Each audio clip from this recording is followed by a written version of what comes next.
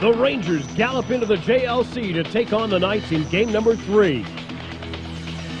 With the series tied at 1 apiece, the battle rages on in game number 3. Kitchener, London, next on OHL Primetime.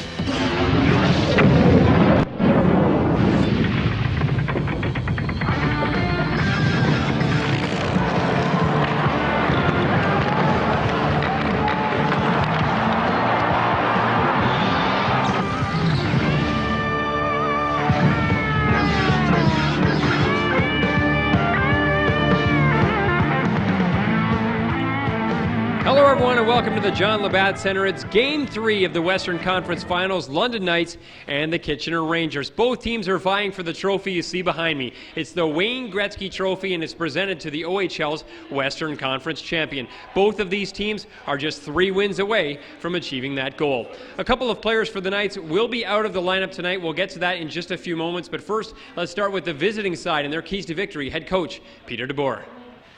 Well, I think we're going to see London's best effort tonight. Traditionally, they've played real well after a loss, and they haven't lost very often. So we're going to have to weather the storm in the first 10 minutes. We're obviously going to have to stay out of the penalty box. We've had some success killing penalties, but you don't want to play with fire too often against this team. And third, our goaltender is going to have to be good. He's consistently held us in every game here in the playoffs, given us a chance to win, and we need the same tonight. Well, Eric Fligler has been fantastic in the net for the Kitchener Rangers. He virtually stole Game 2 away from the London Knights. For their keys to victory, let's go to the assistant coach, Jacques Beaulieu. Well, today against Kitchener, we're going to be very aggressive right off the hop here. Hopefully the fans will be behind us in the first 10 minutes. We're going to throw everything at them and go very hard, forecheck hard, and basically be a little more disciplined tonight. We weren't very disciplined the other night, so we're going to work on that and get all the pucks at the net, keep them to the outside, and eliminate Mike Richards. Well, Mike Richards definitely was a big key in that second game of the series. He had a shorthanded goal, empty net goal, put that game away for the Kitchener Rangers. Another sellout crowd here at the John Labatt Center, 9,090 people, and somewhere roaming around this big arena is Laura Ralph. Thank you very much, Brent. I'm here on the concourse as we get ready for tonight's huge game, London Knights versus the Kitchener Rangers. Of course, both teams are tied 1-1 in this series. Tonight makes the third game of the series. We'll see what the Knights can do tonight. Of course, I will be roaming around talking to fans and getting them pumped up about tonight's game. Back to you, Brent. Well, thank you very much, Lara. For more on tonight's matchup, Leigh Cunningham and Rick Doyle are standing by for the keys to the game and the storyline of the game upstairs. Well, perhaps the storyline of tonight's Game 3 between the London Knights and the Kitchener Rangers will be London's ability to break down Kitchener's penalty killing and really vice versa. Well, these two teams have combined 2 for 32 on the power play so far in this series. However, for the London Knights, what they have to do is gain the Kitchener Rangers zone. They've had difficulty doing that to set up their power play. Coming up next, Game 3, the London Knights and the Kitchener Rangers, and we'll send it back downstairs to Brent, Leigh. And we'll be back with the players of the game to watch and the starting goalies after this quick break.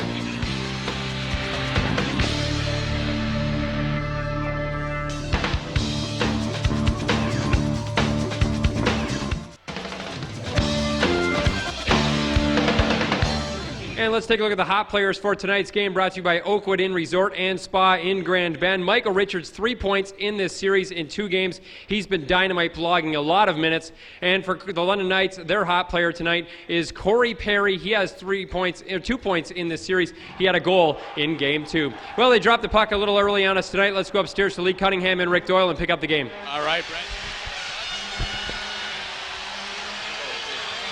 We'll go to the power play here. I believe early in the hockey game, David Clarkson was upended in behind the London goal as the Rangers have put forth some early pressure, and Brandon Prost indeed is being escorted over to the penalty box, and so the Kitchener Rangers get an opportunity to improve upon a power play that is thus far 1 for 14 in this series. Well, Brandon Prost catch. He just caught Clarkson coming behind the net. He knocked his helmet off. That was certainly a big collision. Clarkson had a shot on goal on that. And as you mentioned, the Kitchener Rangers get their first power play opportunity here of the evening. 1 minute gone in this hockey game. Brandon Prost in the box for 2 minutes. He went for charging. And the Rangers will send out Mike Richards along with David Clarkson, Evan McGrath, Craig Folks, And also out there, Andre Benoit to quarterback this power play. Now a discussion here with the referee, Brad Beer. Mike Richards has his attention. Not exactly sure what exactly the Kitchener captain is wanting to discuss. However, I think they're going to look at Corey Perry's hockey stick as to the legitimacy, I'm assuming, of the curve. Well, this is going to be a legal question with regards to Corey Perry's stick, as referee Brad Beer in here tonight is measuring that stick, and certainly the Kitchener Rangers have been looking at the London Knights sticks all along. So this is a planned play by the Rangers. This will give them a two-man advantage if Corey Perry's stick is indeed illegal, and Corey Perry is being waved over to the box now, so he has an illegal stick. The London Knights get in a deep hole right off the top. 1 minute gone in the hockey game. Brandon Prust, one of their better penalty killers, in the box. Corey Perry, another penalty killer for the London Knights, being requested to come over to the box. Obviously the curvature was too much on that stick. Knights in a deep hole right off the top. So a calculated risk for the Rangers pays off as the door swings wide open for Kitchener here in the early goings of this hockey game. Haven't played a minute yet, and already two London Knights find themselves in the penalty box. So the Rangers go out there up against Dave Bolin, Mark Mathot, and Danny Savrat. Azevedo in the face-off circle for Kitchener. Richards gets it back to the blue line, now into Vokes. Craig Vokes, the area product, having a look around before dishing it back to Benoit. Now back into Vokes. Vokes into the corner to Azevedo. Vokes stepped on the loose puck. That will give Bolin a chance to try and get it out, but he can't do it. Back to the line. Onto the stick of McGrath, 7th in the league scoring this year. Shot there from Vokes. It goes off the ankle of Savrat. Back towards the line. Benoit with a shot in front of the net. They tap away at it. Richards is brought in tight as Dennis comes up with a fine save. Back to the top of the circle. Vokes tries to set it up as he volleys the puck along with Azevedo. Back to Vokes, who gets the shot away, and he peppers that one off the leg of Danny Savrat.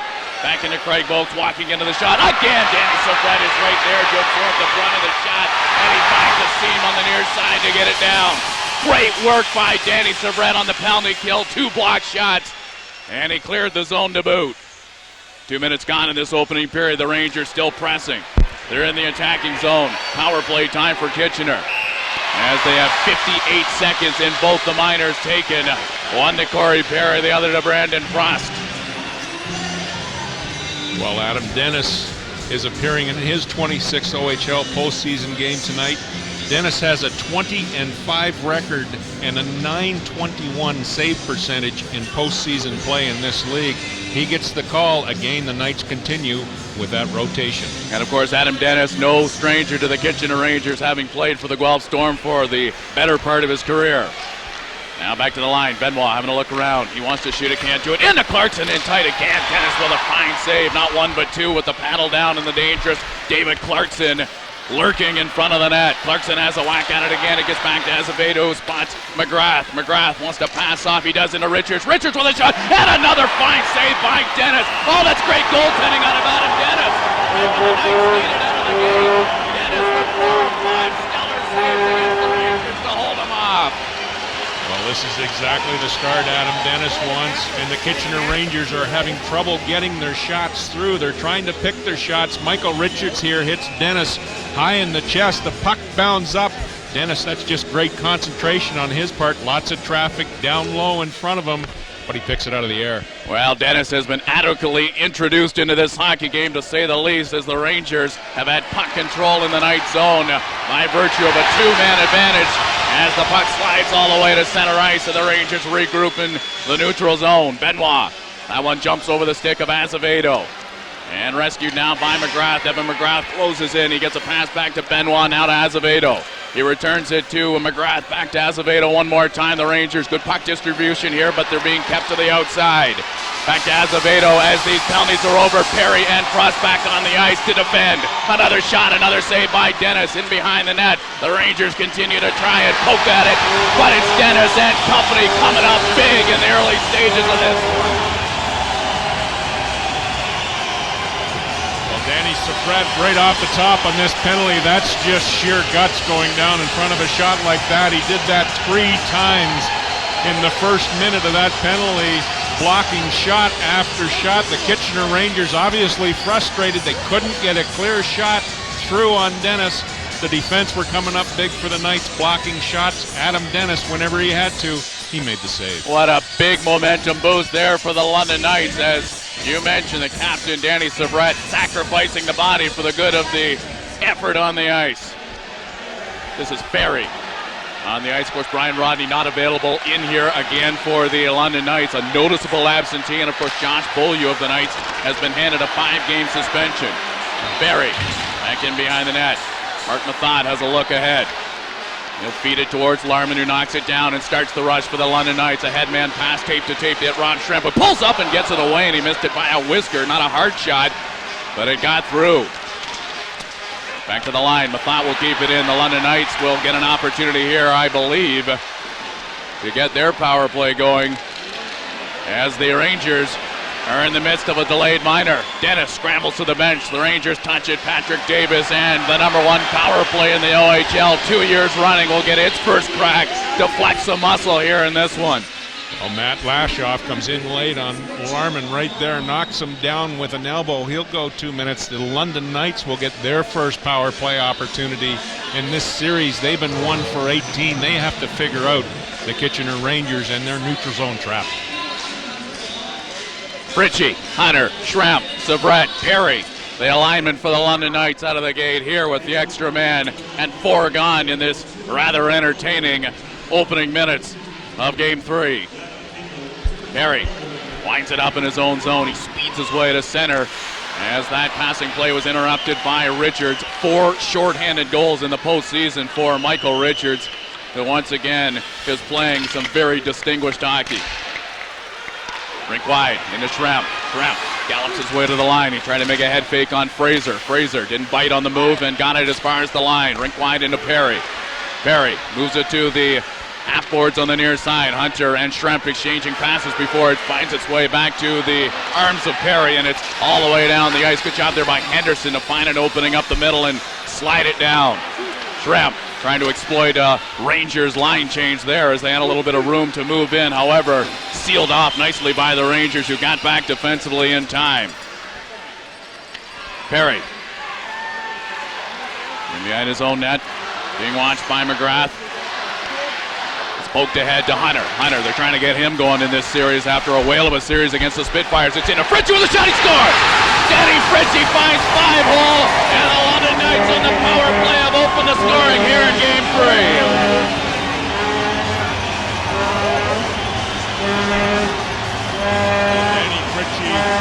And the London Knights get the 9,100 strong right behind them after killing a penalty. Fritchie scores his 5th goal. He takes a nice little feed from Dylan Hunter. Dylan Hunter's first point of this series along the half boards. He fights his way through the checks, gets his shot away, and that finds the 5-hole on Eric Flegler. The Knights up 1-0. 14:54 to go here in the first period. So Eric Flegler has one leak through him. He's been so very solid for the Rangers, spelling Dan Turple back in the Erie series as Dylan Hunter nicely engineers the play, and Danny Fritchie is able to walk in and beat Eric Flegler. And you want to get 9,100 amped up in a hurry? There you go, right there. The power play, which was languishing a little bit for the London Knights, finds pay dirt here. Well, there's 2 things that have this crowd into the hockey game. The first is the London Knights penalty killing right off the top. The second thing is the fact that they go out on their first power play opportunity and they score a goal. Certainly you can feel the atmosphere in here tonight. This series is amped up. The temperature is way up after Game 2 in Kitchener. Why don't we take a break and take it downstairs for the Fan in the Stands, brought to you by LondonSource.com, London, Ontario source for dining, shopping, and entertainment. I'm here with Gary Lupul. You played for Vancouver. You're now a scout for them.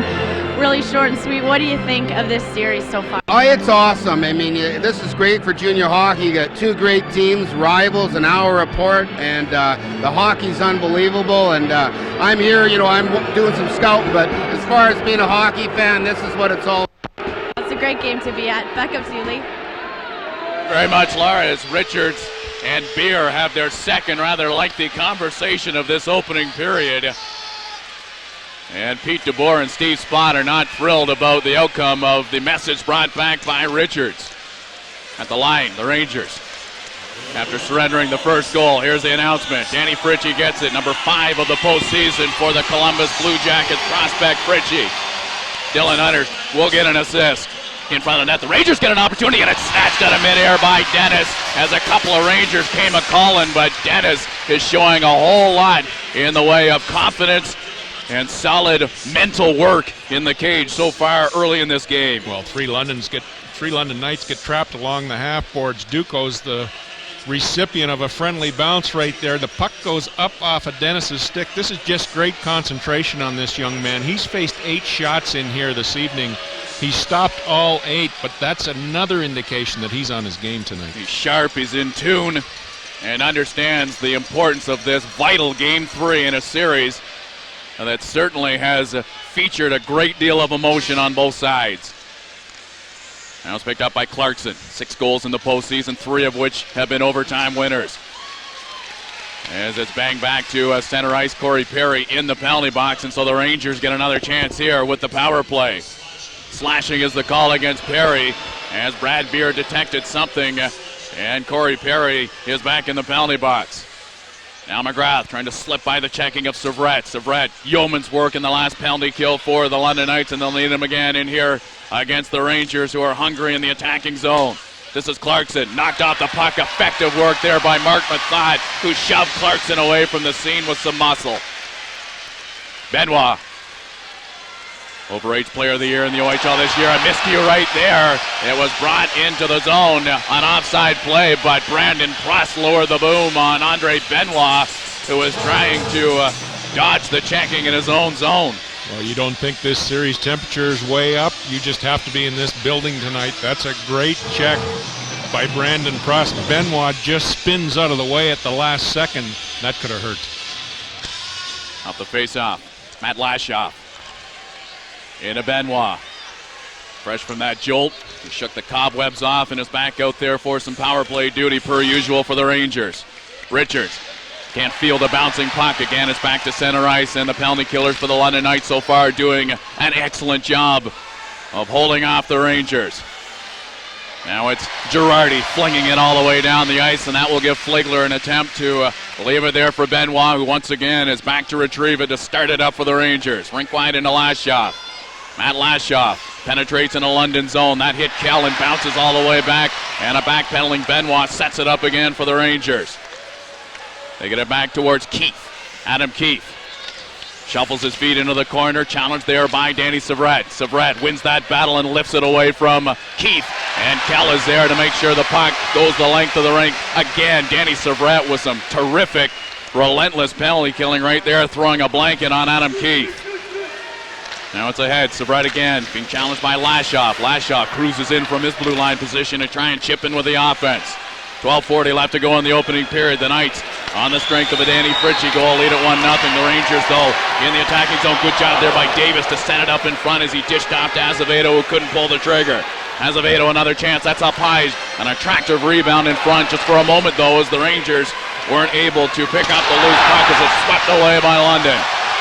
Again, collisions everywhere as we get the call to the bench for Adam Dennis as the Rangers are going back to the penalty box. Well, Justin Azevedo, as he was heading off the ice, Corey Perry comes together with Davis right in front of the box. Azevedo comes in behind Davis, gives Corey Perry a cross-check. He'll go 2 minutes for cross-checking. As you can see, just out of your screen, you'll watch Azevedo as his stick comes down right there on Corey Perry. That caught Brad Beer's eye. And the London Knights will go on their second power play opportunity here in the first period. So far, they're 1-for-1. Well, I think, Rick, it's a case in point for Brad Beer that with the amount of stick work there's been in the first 2 games of this series, he's maybe having that extra little look for some action in behind, and he caught Azevedo, who thought he was safe and sound in the bench. Not the case, though. The Knights are back at it. Severette into the corner to Bolin. He gets a return pass. The captain of the London Knights distributes it back to Girardi. It's back in behind the net, in front, and Henderson is there, but he can't get it out. Kept in by Severette nicely. He had to deal with a bouncing puck, but still kept it alive. Severette at the line, being watched there by Henderson. Back into Bolin, in front of the net to Corey Perry, and Fligler makes a fine save. The second time around, he was there to get a patent position on a shot that may have been wide, but the Knights are pressing. Dave Bolin again tries to weave past Valabic. We're going to get another penalty coming up here to the Kitchener Rangers, and now it's London's turn for a 5-on-3 opportunity. Just a great heads-up play by Corey Perry there as Brad Beer is going to call a slashing penalty on Valabic right here as Valabic chases Bolin into the corner. I'm sure the league has said clamp down on those. The puck comes back into Corey Perry in the corner. He realized Valabic was going off. He just gave it back to the Kitchener Rangers to give them some extra time with a two-man advantage. Just to preserve every valuable second of power play time.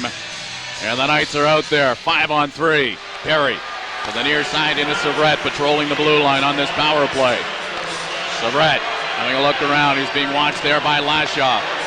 Get it low now, in position to Dylan Hunter. Back into Savret. Savret tried to get a shot through, but he couldn't find a seam in front of the net. Back to Perry with a shot. Pad save made by Fligler. Chased down in the corner by a couple of players.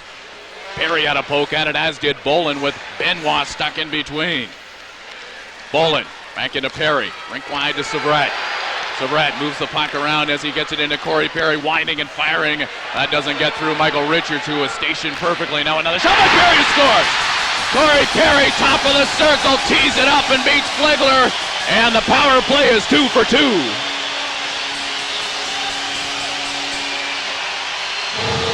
The London Knights have said they have to make the Kitchener Rangers pay for their penalties as it just moves across the chop. Everything comes out. That's a shot that Fligler just overplayed. It goes in the 5-hole. That's 2 in the 5-hole on Fligler tonight. He's only had 3 shots on him.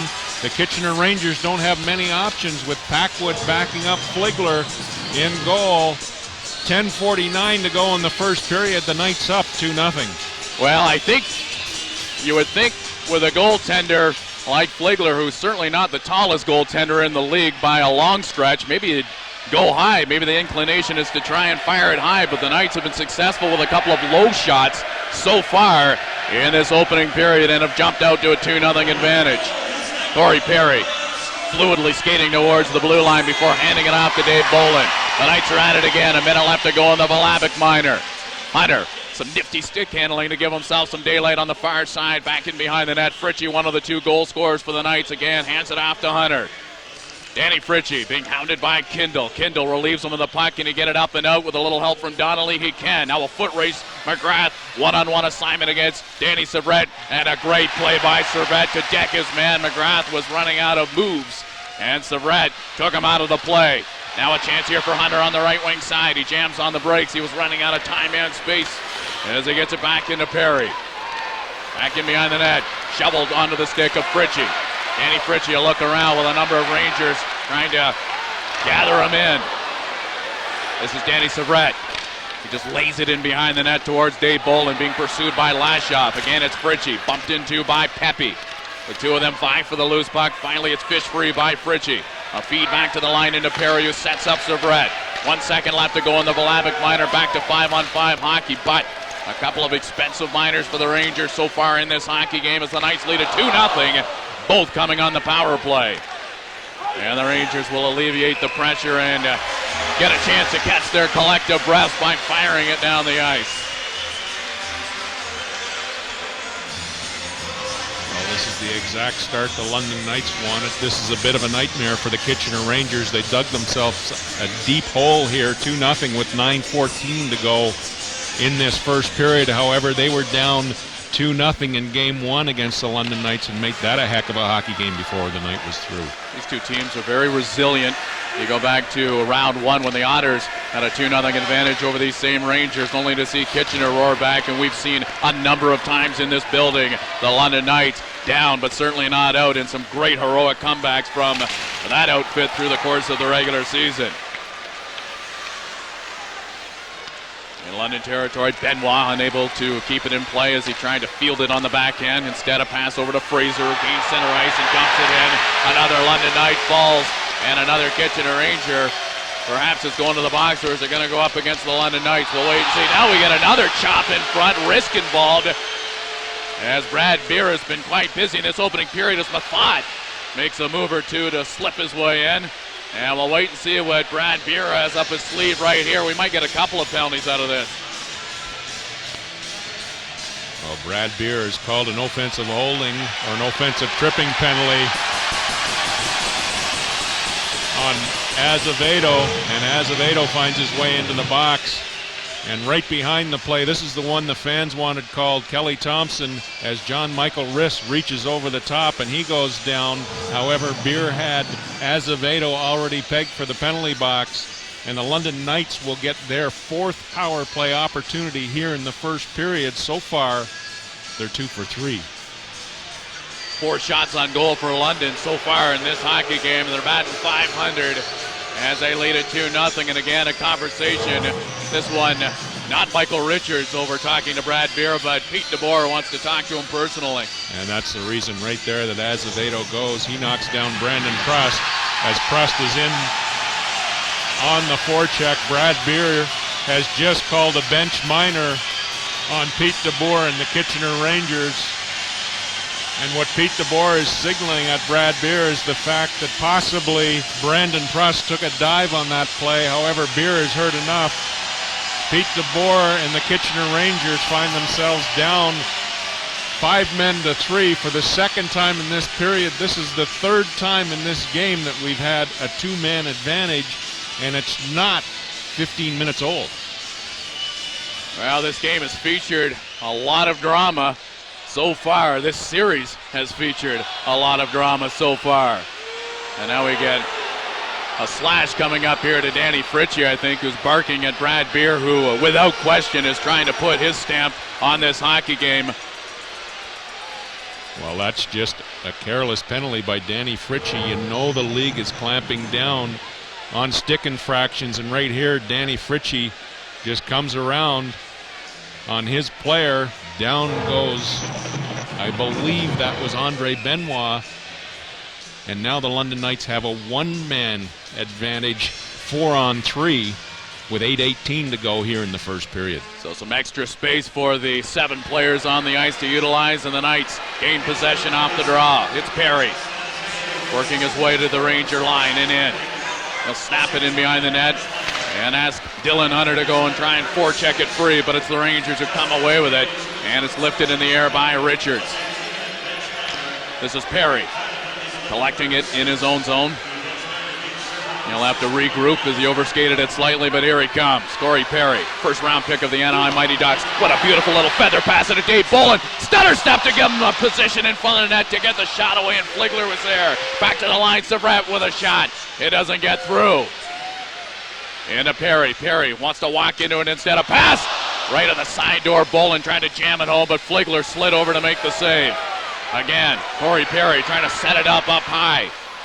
He was looking for Dave Bolin, but Lashoff was there to intercept. But again, it's Corey Perry. Perry wants to walk into the shot. Beautiful little toe drag move in front to give himself some space, and he snapped it hard into Fligler after giving his man the slip in front of the net. Well, Eric Fligler seems to have gained his confidence in this hockey game after 2 go through the 5-hole as Corey Perry comes off the point. Check that, it's Dave Bolin, the first opportunity, and Fligler makes the save, and then Corey Perry comes off the point. He pulls Lashoff out of position, then he tries to go high on Fligler. 2 big saves by the diminutive goaltender. And the timing was right for those saves from a Rangers perspective as well. Walking in is Dylan Hunter. It lays waiting at the goal line, and the Rangers will dump it out as McGrath fires it high all the way down. 7 minutes left to go in a rather entertaining opening period here at the John Labatt Center. Leigh Cunningham, Rick Doyle, Brent Leigh, Lara Ralph here at a jam-packed JLC. Back to the line, Danny Savret. He's got an open man in Perry. Perry throws it back to Savret with a shot. Scored! Dylan Hunter right there to rescue the rebound and fire it in behind Fligler, who stacked the pads but couldn't come up with a save. And again, the London Knights strike. Well, the 3rd power play goal of the period for the London Knights, and this is exactly what they haven't been able to do, is gather in the rebounds that Fligler lets go on the play. As you can see, they move it across the top. Savret gets the one-timer away. Fligler makes the first save. Dylan Hunter there to mop up the rebound. Hunter with 2 points. His first 2 points in this season, in this series, is off the hop. A rather juicy rebound in front of the net, and Dylan Hunter showing some good dexterity there to draw it back and whip it home. 3-0 London.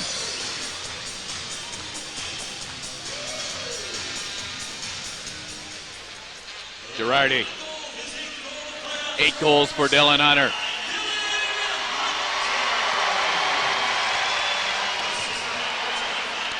Severette and Perry will draw assists on the tally by Hunter. Larman lost his footing in the corner. He's challenged there by Pepe as Applebaum is back on the ice. And we'll get another penalty, I believe, called here. And Drew Larman's going to get fingered here as Brad Beer caught him throwing an elbow at the Kitchener Ranger defender as he's in hard on the forecheck. As they come off the boards right there, you can see Larman pop the helmet off. He'll go 2 minutes for roughing. The Kitchener Rangers will have a 2-man advantage for 3 seconds before Danny Fritchie steps back on the ice, and then they go on the power play. Well, power play opportunities have certainly been present for both sides in this opening period. As Fligler gets a bit of a Bronx cheer after making a relatively easy stop. Into the corner, Brandon Prusk lays it back there. Richards hustles after the loose puck, but he's cut off there by Fritchie, and Mathot sees the puck down the ice. 6 minutes left to go in the opening period, 1:38. And the minor taken by Drew Larman. On the left wing side, Richards with speed encroaches his way into the night zone and backs up. Michael Richards lays it in front of the net. It's knocked down by Girardi. Now another chance here for Richards, who sets it up to the line to Vokes. Feather pass back to Vokes. A shot there and a blistering drive from the blue line that doesn't find the target. Fritchie, just for good measure, out there to poke it as far as center ice. Vokes will rattle it back in. They give chase as it reels around the back end in London zone. Benoit sends it across to Vokes. Craig Vokes returns it to Benoit, but his pass an errant one, and back to collect it in his own zone is Benoit. 50 seconds left to go on the Larman minor as the Knights get some fresh troops over the boards for this second segment of this penalty kill. Severette in his own zone, pursued by McGrath, but he escapes that and gets it out one more time, and so the Rangers are having no luck whatsoever on power play opportunities in this opening period, and it all started very early with a 5-on-3 chance, well defended by the London Knights, most notably Danny Severette and Adam Dennis. This is Davis cruising in, nifty little feed just in front, but Keefe couldn't get the shot on target. Good job though by Davis to spot him in front of the net. It's Keefe again, working hard per usual. They get it back towards McGrath, who finds Lashoff at the line. Lashoff can't shoot it. His pass was fanned on slightly, but it reached Benoit. Back to Lashoff, a shot. And that one a bound all the way back to the Rangers line. Larman is out, and we're back to 5-on-5. Larman trying to break his way through, and Keefe is going to be penalized as he hauled down Larman, who was trying to make a beeline for the Rangers line. And with that, it's time for the Fan in the Stands, brought to you by LondonSource.com, London, Ontario's source for dining, shopping, and entertainment. Thank you very much, Leigh. I'm down here with Stacy, Bryan, and Little Paige. Now, the excitement in this arena, the noise in this arena is intense. How is Paige holding up here? Well, she's doing great, and she cries a lot less than the Kitchener bench does. Whoa. Let's see if she'll wave. Paige, can you wave to everybody at home? Oh, maybe another time. All of you at home, make sure you stay tuned. Brent Laile's going to sit down and talk with David Clarkson. He'll also have the play of the period. I'm going to send it back up to you, Leigh. Laura, thanks very much for that. Off the draw, Keefe in the box, but a chance here for the speedy Azevedo to sprint into the London zone. A hot shot handled by Dennis. Upstairs, Azevedo knew he had to release the shot as Severette was coming back to take away his skating lane. Well, we get the penalty on Adam Keefe right here as he's hauling Drew Larman right across the shoulder. Down goes Larman, up goes the arm of Brad Beer, and the London Knights have 1:53 left in their power play opportunity. Rick, certainly the key to that was Drew Larman kept his feet moving and forced the issue there on Keefe, who was trying to wrap him up. Perry knocked down in behind his own net. He'll get back up to resume this power play. Now Girardi and Perry trying to get their signals together. Donnelly doing a pretty good job of hemming them in. Now here comes Schramp looking to pull away.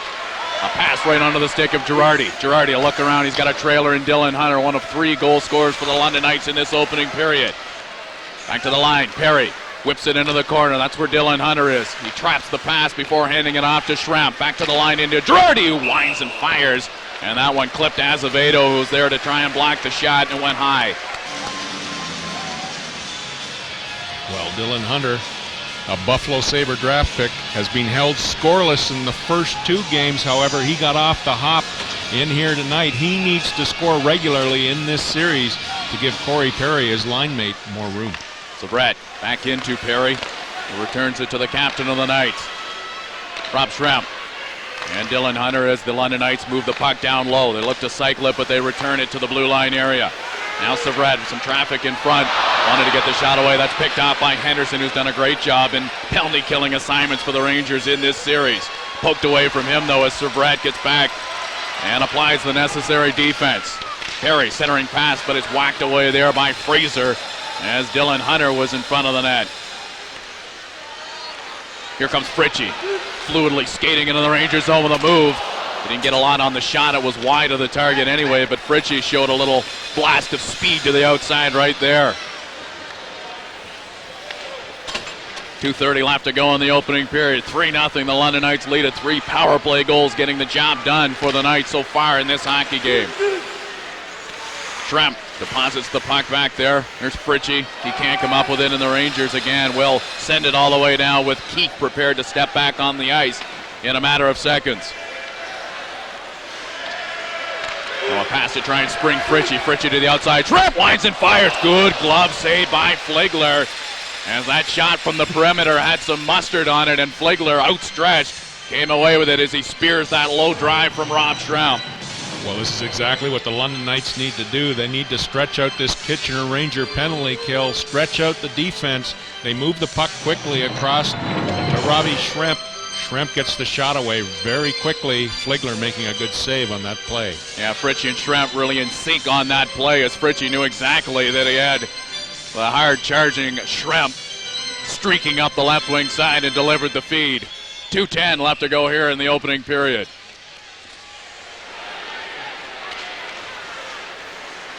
Behind the Rangers net, that's Benoit. Little headman pass towards Applebaum, who tried to hook up with Risk at center ice, and it goes the length of the rink, and so the Rangers will defend a face-off in their own zone.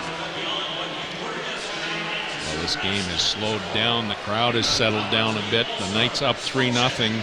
The Kitchener Rangers are going to have to go back into the dressing room and regroup, come out with the same type of effort that they did last game when they were in the hole. Girardi sends it in behind the net. Thompson in pursuit of the puck. He and Risk go after it in the corner. All the way down towards the London line. Girardi a little peek over his shoulder to see Donnelly, the former Spitfire captain, coming.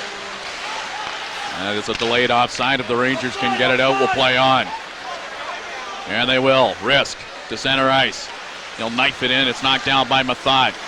Mathot, Savret, and Girardi, all thoroughbreds out there for the London Knights, and they will see a great deal of action in the wake of the absence of Brian Rodney. A big cluster of players in between the two benches, and throughout this series that might have been something of a dangerous situation, but the two sides peel off. Well, David Clarkson has yet to score in this series. However, he has been instrumental in creating traffic, and he's been in on 2 of the 5 goals. As we get the clip right here before the hockey game, Clarkson and Corey Perry coming out. A little bit of mind games here as Perry does this every game. Clarkson playing a little game there with Corey Perry, letting them know that he's going to be watching them. Absolutely. Little gamesmanship, the veteran Clarkson. An aggravating player to play against, to say the least, but an effective one at that. Lashoff tried to sift through a couple of London Knights. He got it in there. Now Lashoff back towards his own line, regrouping with Valabic. Matt Lashoff, U.S.-born defenseman, good quality rear guard in this league, and the best is yet to come for Lashoff, just a youngster in this league. 1 minute left to go in period number 1. Savret makes his way out. He heads a 4-man contingent for the London Knights. Here comes Kell. Kell sends it to the slot area, but there to pick it off for the Rangers was Mike Richards. 40 seconds left to go in period number 1. The Rangers trying to stitch something together here at the tail end of the opening frame to give themselves a little momentum heading into the break. Matt Pepe, as we get Clarkson now involved here, as he floored Brandon Prost. And Brad Beer, the motion is roughing. Will it be one or two? And I think it's just going to be David Clarkson. Well, David Clarkson right here, he was trying to bait Brandon Prust, and all the way down the ice, Prust taking the hits. Brad Beer watching it from the blue line to blue line. Finally, Prust turns around to face him. Clarkson hits Prust in the head. Down goes Prust. The arm goes up on Beer, and the Kitchener Rangers veteran cannot be taking penalties like that and putting his team in a deeper hole. 28.9 seconds to go in the first period. Not in light of the fact that the Knights have found a rather reinvigorated power play in this hockey game. The first couple of games, 1 for 18 for the London Knights. So far in this period, 3 power play goals. That'll change your approach to the game if you want to play it physically, and the Rangers certainly are not masking that. They're out there hitting anything that moves, but the Knights, they'll play that game too. As we get Brad Beer motioning, I believe it was glove from one night to another. And we should get a face-off over the Ranger line. Well, Daniel Girardi from Welland, Ontario was originally a third-round choice of the Barrie Colts in the 2000 entry draft. Tough to understand why he's gone through 3 NHL drafts without being picked up by some hockey club. The more you get to see this young man play, the better you see that he is. You bet. Very accountable in his own zone, playoff experience. And the Knights went out and got him to stabilize an already fine blue line as this first period is drawn to a close, and the London Knights get a very productive 20 minutes into the books as they lead it 3-0. Stay tuned for the first intermission and Brent Leigh right after this. By Velocity Sports Performance and ProTip Sports Corp. At Velocity, we can help make it happen for your child on or off the ice. Plan now for your children's summer vacation. Visit us online.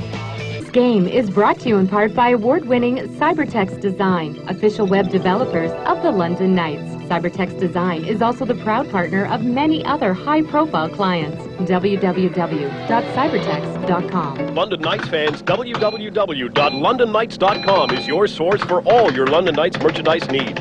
You can get everything from hats and mugs to jerseys and jackets. Visit www.londonknights.com and see the wide selection of merchandise available.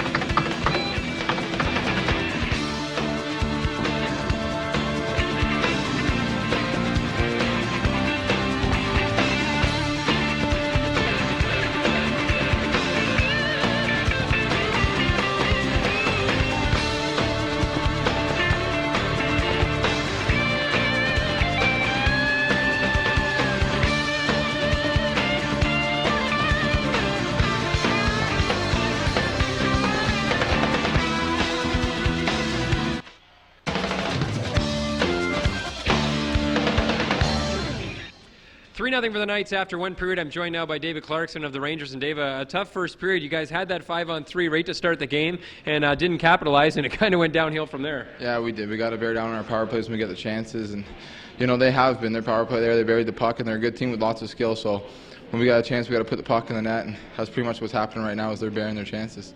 Did you expect when this series started that even after 2 games it would escalate amongst the fans and everything the way that it has through 2 games, or do you think it was kind of incidents in these games that started that? I think we knew coming in here and they knew coming into our building it was going to be, you know, it's a rivalry and you play hard against each other, and you know the fans are going to get into it whatever happens, and it's happening already. They're making signs out there for us, and you know we just got to bear down in this next period and just play hockey.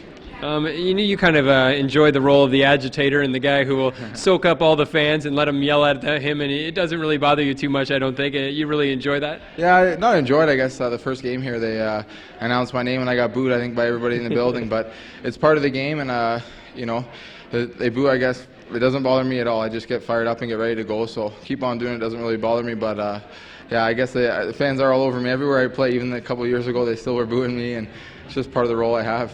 Is there anything you can do to make them quiet? Just score the goals in OT like you did in the first couple of series, just pot a couple, and then they can't really boo after that. Yeah, I guess so, but it's kind of luck too of those goals versus just giving me the puck, and playing with him is unbelievable. You know, you just get open and he gives it to you. So I give him credit too for that. But yeah, I guess that makes them a bit more quiet when you do that. To know to win this series finally, you have to win one game in this building. You know, it's a rambunctious crowd. They were into it right away tonight. How difficult is it going to be to win one of the 4 in here necessary? Yeah, it's a tough building to play in, and I think so is Kitchener for them. So we got to just bear down down when we come into this building, play hard, and we got to put that period behind us and come out like a 0-0 and play hard. Well, the Knights lead at 3-0 after one period. David Clarkson taking some time with us here in the first intermission. Back with more after this.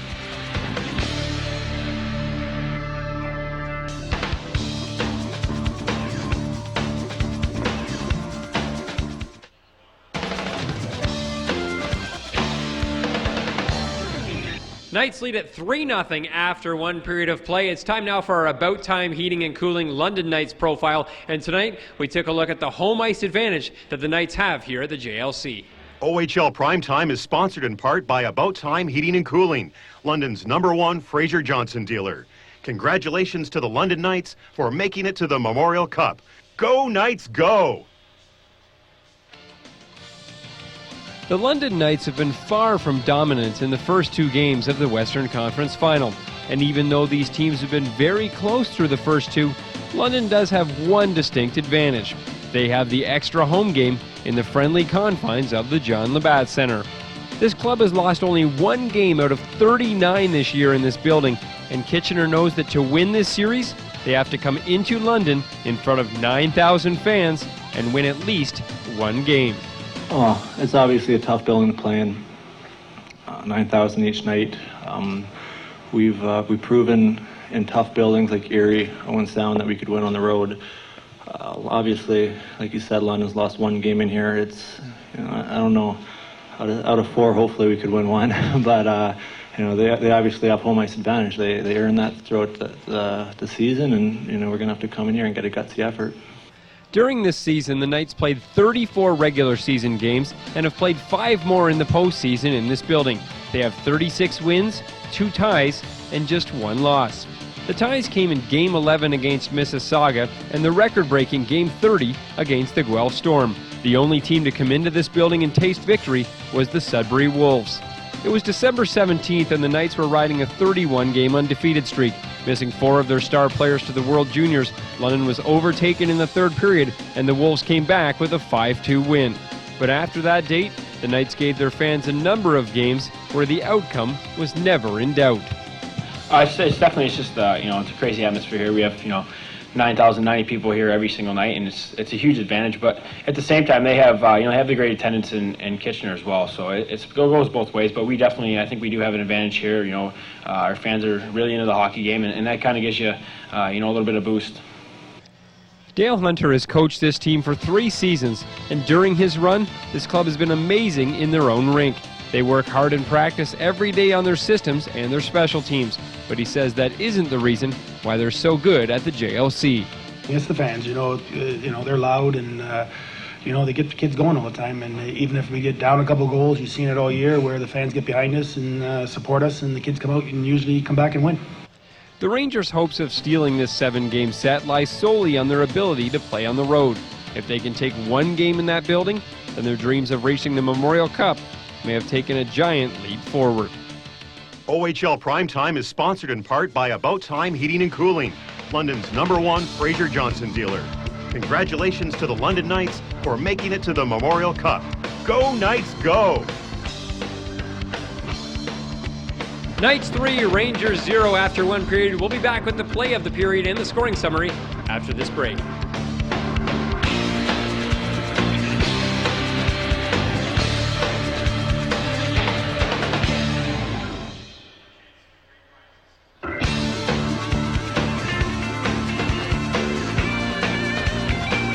The Knights strike 3 times in the first period here at the John Labatt Center in Game 3 of the West Finals. The Rangers in a big hole right now. Storyline of the game tonight, can the Knights figure out the Rangers penalty kill? The Knights had 6 opportunities in that first period and 3 huge goals. The Rangers had a number of chances as well, but just couldn't capitalize. The Knights semi-figured it out. They went 3 for 6 in the first period.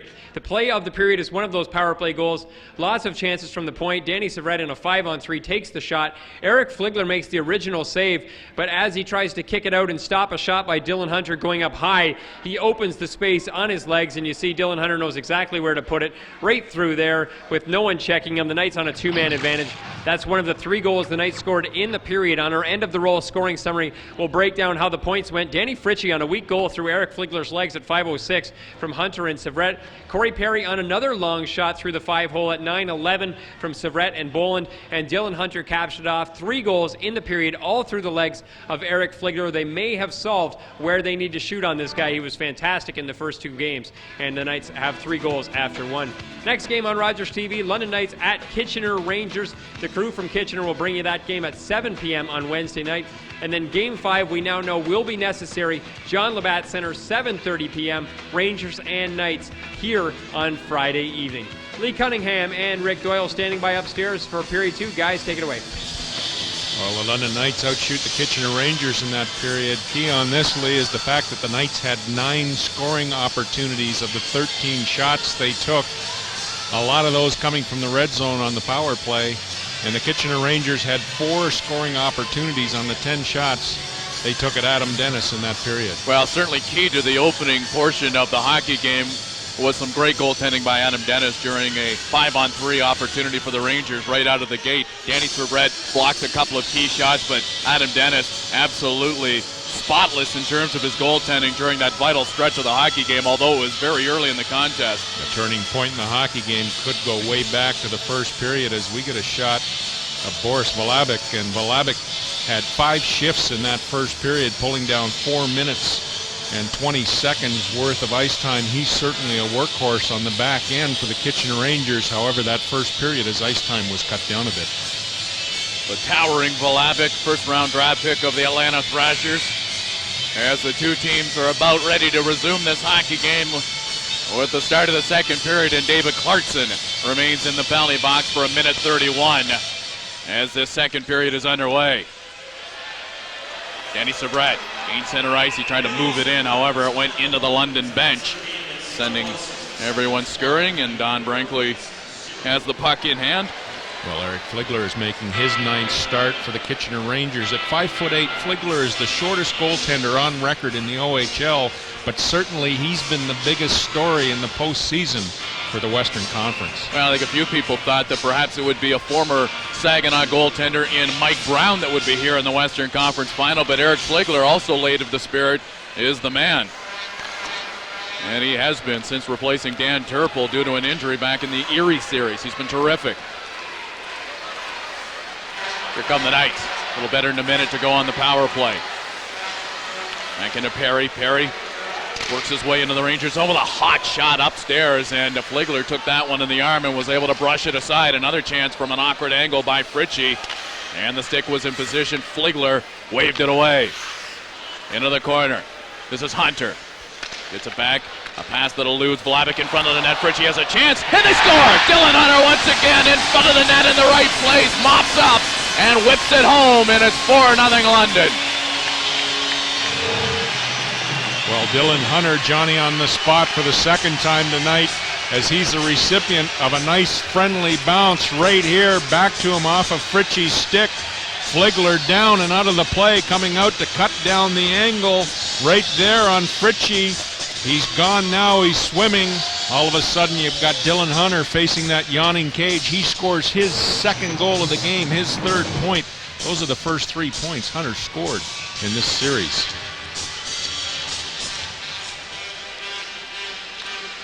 So the Rangers find themselves behind the 8-ball big time here early in the second period as they look to drum up some offense to get back into this one.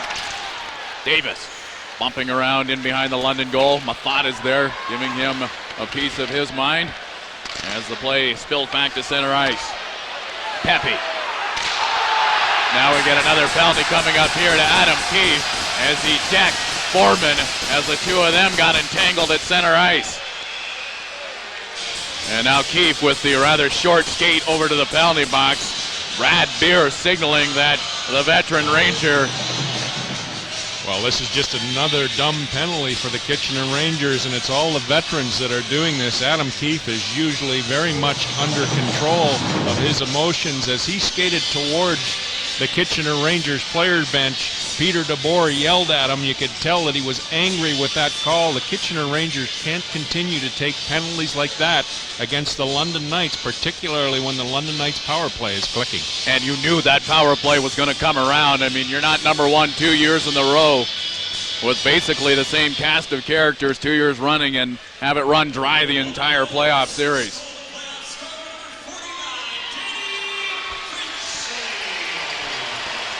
Now it's picked up here by Schremp with some speed towards center ice. Nice little pass laid onto the stick of Fritchie. Fritchie circles the wagon in behind the Rangers net.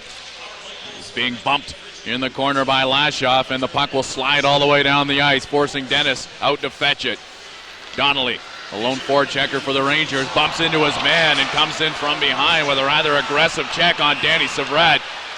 Danny Savret in some discomfort in his own zone, and a blue line that's already missing some key components could ill afford to lose a player of Savret's stature, and that one was from behind.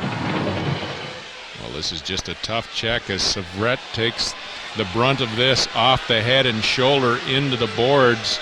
As Donnelly comes up, he gives him a push. Savret tried to step aside, and down goes Savret into the boards.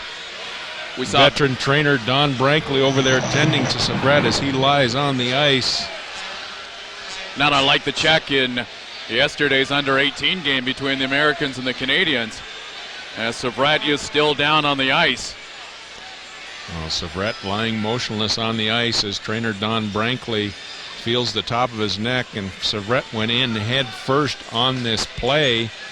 As you can see, Savret responding to Don Brankley's questions as he gets down right low, and Brankley makes a motion to referee Brad Beer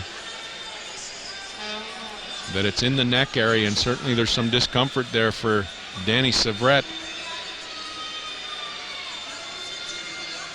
And are they motioning for a stretcher to help Danny Savret come off the ice as Donnelly stands over in between the players' benches?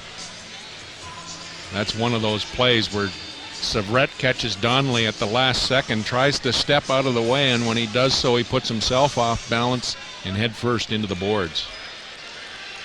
So the crowd here at the John Labatt Center certainly concerned about the well-being of Danny Savret. Just a terrific kid on and off the ice. Well, Don Brankley being very careful with this. Obviously, Brankley's concerned with the neck and a neck injury. He doesn't want to move him too quickly. And a hearty ovation for Danny Savret as he's making his way to his feet. As you can see, Savret takes the puck here. Donnelly comes up. Savret tries to move out of the way, and when he does that, he takes the weight off of the inside foot. Donnelly pushes him off, and he goes head first into the boards. And it's a tough penalty to call if indeed Brad Beer is going to call that, because it's one of those plays where the player's in a vulnerable spot and then he gets off balance and down he goes head first. Savret is very aware of the questions that Don Brankley is asking. He was responding on the ice. Brankley asked him to move his limbs, which he did. This young man's going to have a stiff neck. He's not moving his head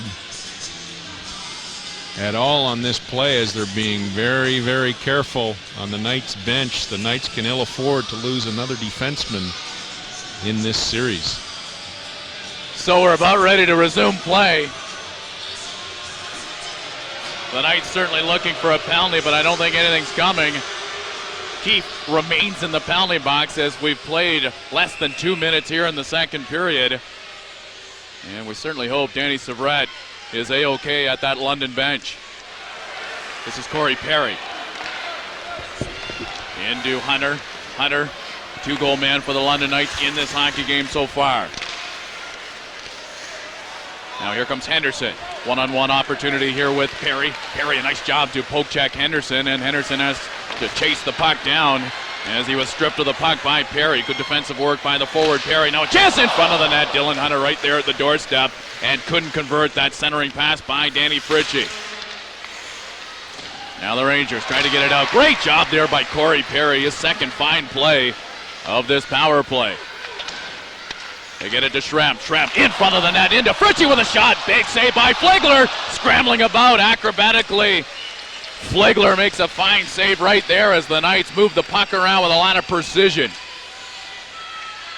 Perry back into Rob Schremp. Schremp works his way around one as he sidesteps Vokes. Up the left wing side, Danny Severette, check that Fritchie.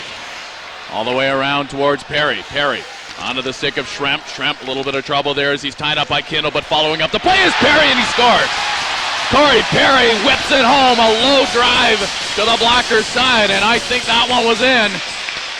That one went in low on the stick side right here. As you can see, the light goes on. It goes off the inside of the mesh on the inside of the post and comes out rather quickly.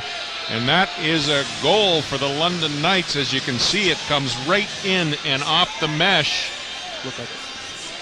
And we'll have Jim Lever back to work in the Scarborough offices reviewing that play, but that puck went inside the post and came right back out as quick as it went in behind Fligler. There wasn't much room there.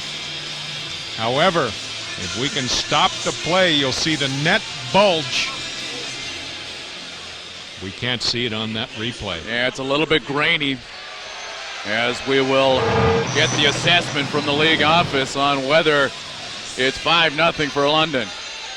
Well, we have 12 seconds left in Adam Keefe's penalty, and certainly inconclusive on that particular replay. We'll have a look at it one more time as Eric Fligler takes a skate in the corner as he waits on Jim Lever's ruling on this play, as Corey Perry makes his way to the front, and again inconclusive on that replay.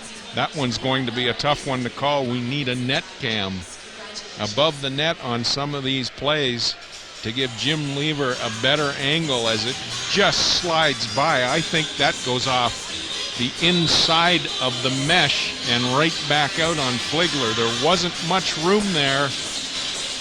However, the review is on. The Kitchener Rangers lining up in their own zone, waiting for the faceoff to the left of Eric Fligler. The London Knights waiting by their bench. They're hoping Brad Beer points to center ice. While we wait for a decision, it's time for the Fan in the Stands, brought to you by LondonSwords.com, London, Ontario, swords for dining, shopping, and entertainment. Very much, Lee. It's that time of the night. Yes, it's our call to score giveaway.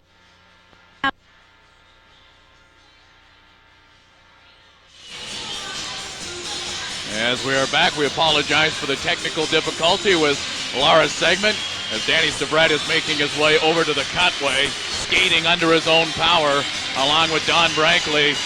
And Severette is greeted by an ovation by those fans that surround the cutway in the one end zone. Well, they're going to be very, very careful with a neck injury with Danny Severette. And hopefully we see Severette back here before the end of the period. And at 16:53 left to go here in the period, 4-0 for the London Knights as Corey Perry makes his way in. Not much room. However, Fligler didn't move on that play. Corey Perry puts it low on the stick side. And we'll wait to see what Jim Lever, Ian Smith in the box. He's the backup official at tonight's game.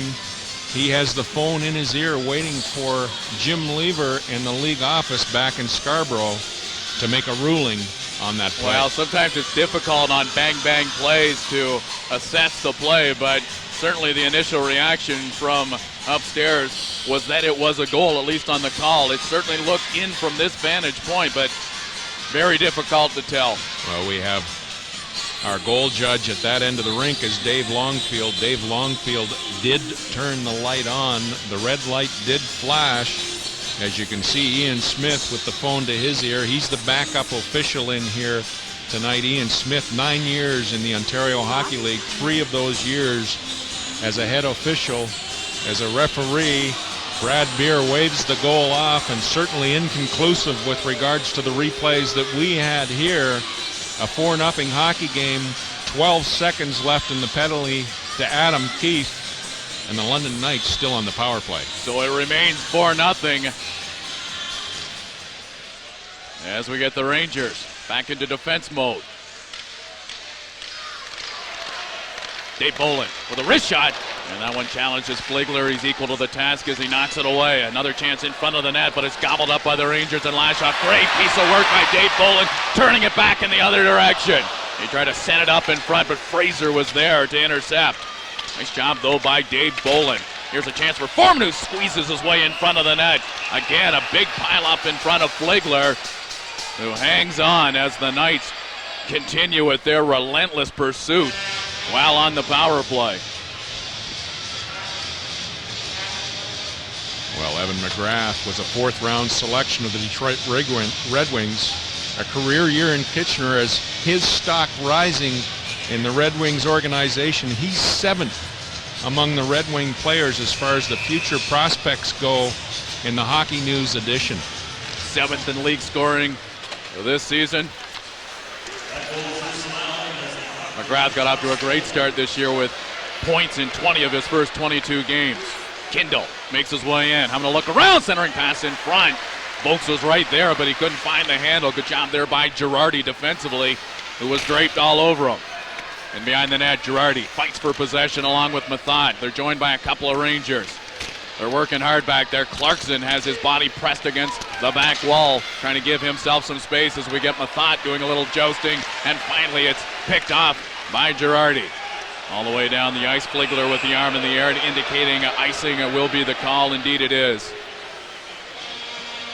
Why don't we take a break and send it downstairs? It's time for the Fan in the Stands, brought to you by LondonSource.com, London, Ontario's source for dining, shopping, and entertainment. All right, thanks, Lee. We'll try this one more time. It's time now for our Call to Score giveaway. Give us a call right now with the current score of the game, and you're going to win a one-week pass to Velocity Sports to enjoy their state-of-the-art sports facility. You'll also win a $25 gift certificate to Krabby Joe's. Give us a call right now. Caller number 4 will be the winner. The number to call is 1-877-RTV-WINS. That's 1-877-788-9467. Give us a call right now. Back up to you, Lee. Thanks very much. As we find a backpedaling Lashoff reorganizing for the Rangers in his own zone. That one off the back wall. It's stuck in the back of the net. They try to chop it loose, but they don't do it. And we'll get a face-off. Well, Boris Valabic was rated the Atlanta Thrashers' third hottest prospect in the future edition of the Hockey News. The Thrashers want Valabic to work on foot speed, and certainly if this young man's going to be successful at the next level, that's one area of his game he's going to have to improve on. It reminds me a little bit of Libor Oosternal, another player in the Atlanta system, drafted by the Thrashers, who played for Plymouth a few years ago. Oosternal is a little bit thicker around the shoulders, but Valabic has that big requisite size that so many NHL teams covet. Out of his own zone, headman feed taken by Bolin. He made a nice play on his last shift as he tried to hook up with Robbie Drummond. He was boxed away, shielded nicely by Valabic. Applebaum sends it in. That's picked out there by McCready. Out for a shift in the absence of both Rodney and now Danny Savrat. The play in the Ranger zone. Keith will pick it up as Duco has a little look back. Now we're going to get Foreman and Duco going right here. Michael Duco and Jordan Foreman are about to go in the Ranger zone. They doff the elbow pads and the helmets and are ready to go. Right now, some shadow boxing by both guys as they look to size each other up and get rolling. Two guys about equal size in terms of their height as Duco and Foreman are wailing away on one another in the Ranger zone. Duco trying to get loose, ditto for Foreman. Michael Duco, Jordan Foreman. Duco comes in with one. Foreman trying to get loose as the two of them have clung onto one another. Foreman stuck in a late right. And they will be separated and taken to the penalty box for, I'm assuming, 5 apiece. Well, both these young men, willing combatants, I would have to call that a flyweight division fight. If you're going to size it up, Duco trying to get David Bolin into a penalty earlier on in that shift. Jordan Foreman takes exception to that as Bolin skates away, and Duclo and Foreman decide that possibly they're going to go at it. So Foreman, who certainly will be counted on by the London Knights for offense in future years, is not afraid to mix it up.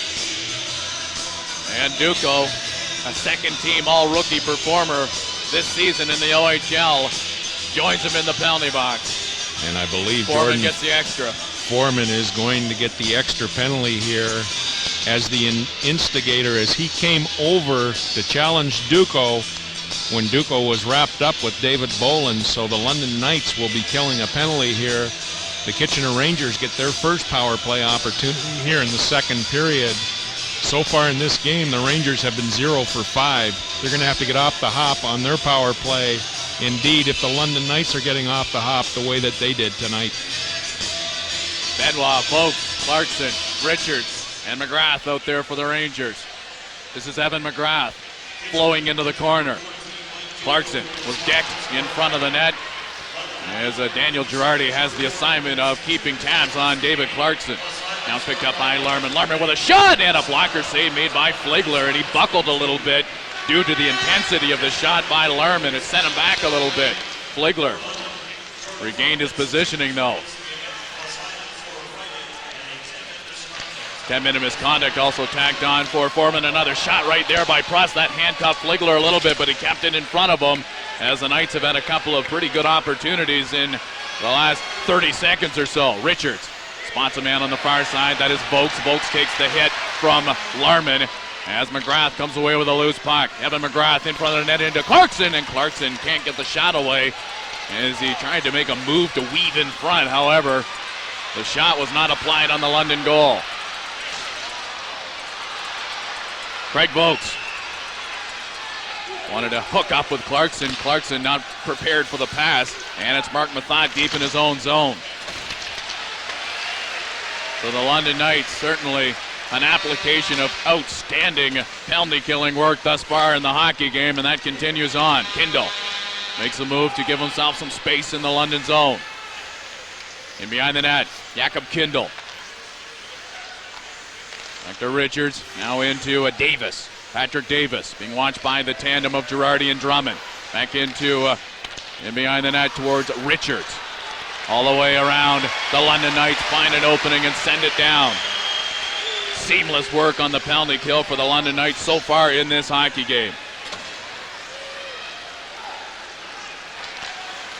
As Schremp ready to step back on the ice. Benoit will loop it in behind. Keith, he'll go after it. In behind the net, Davis had that one leap over his stick.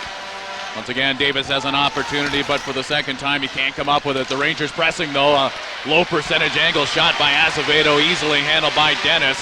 And the Knights do the rest as they send it back into the Rangers zone. Big body check thrown there by Schremp, who upends his man and raises the ire of Benoit, who comes in to have a word with Schremp as Kindle was knocked to the ice.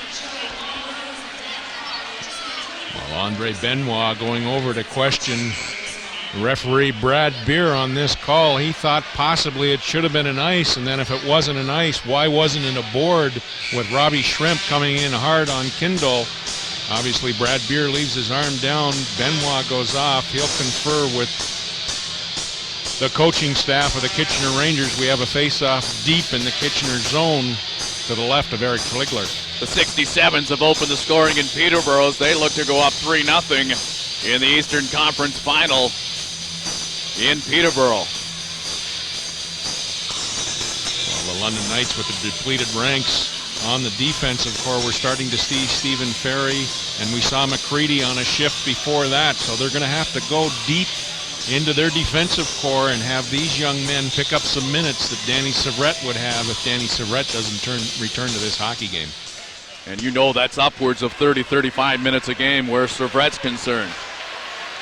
Danny Savrett, a workhorse for the London Knights. Fritchie has his helmet stripped off his head as the Rangers are back the other way. McGrath to the outside, trying to get a shot away. It's knocked down in front. And a chance here for Fritchie as they spring him. He's walking in. Fritchie, and a big save by Fligler.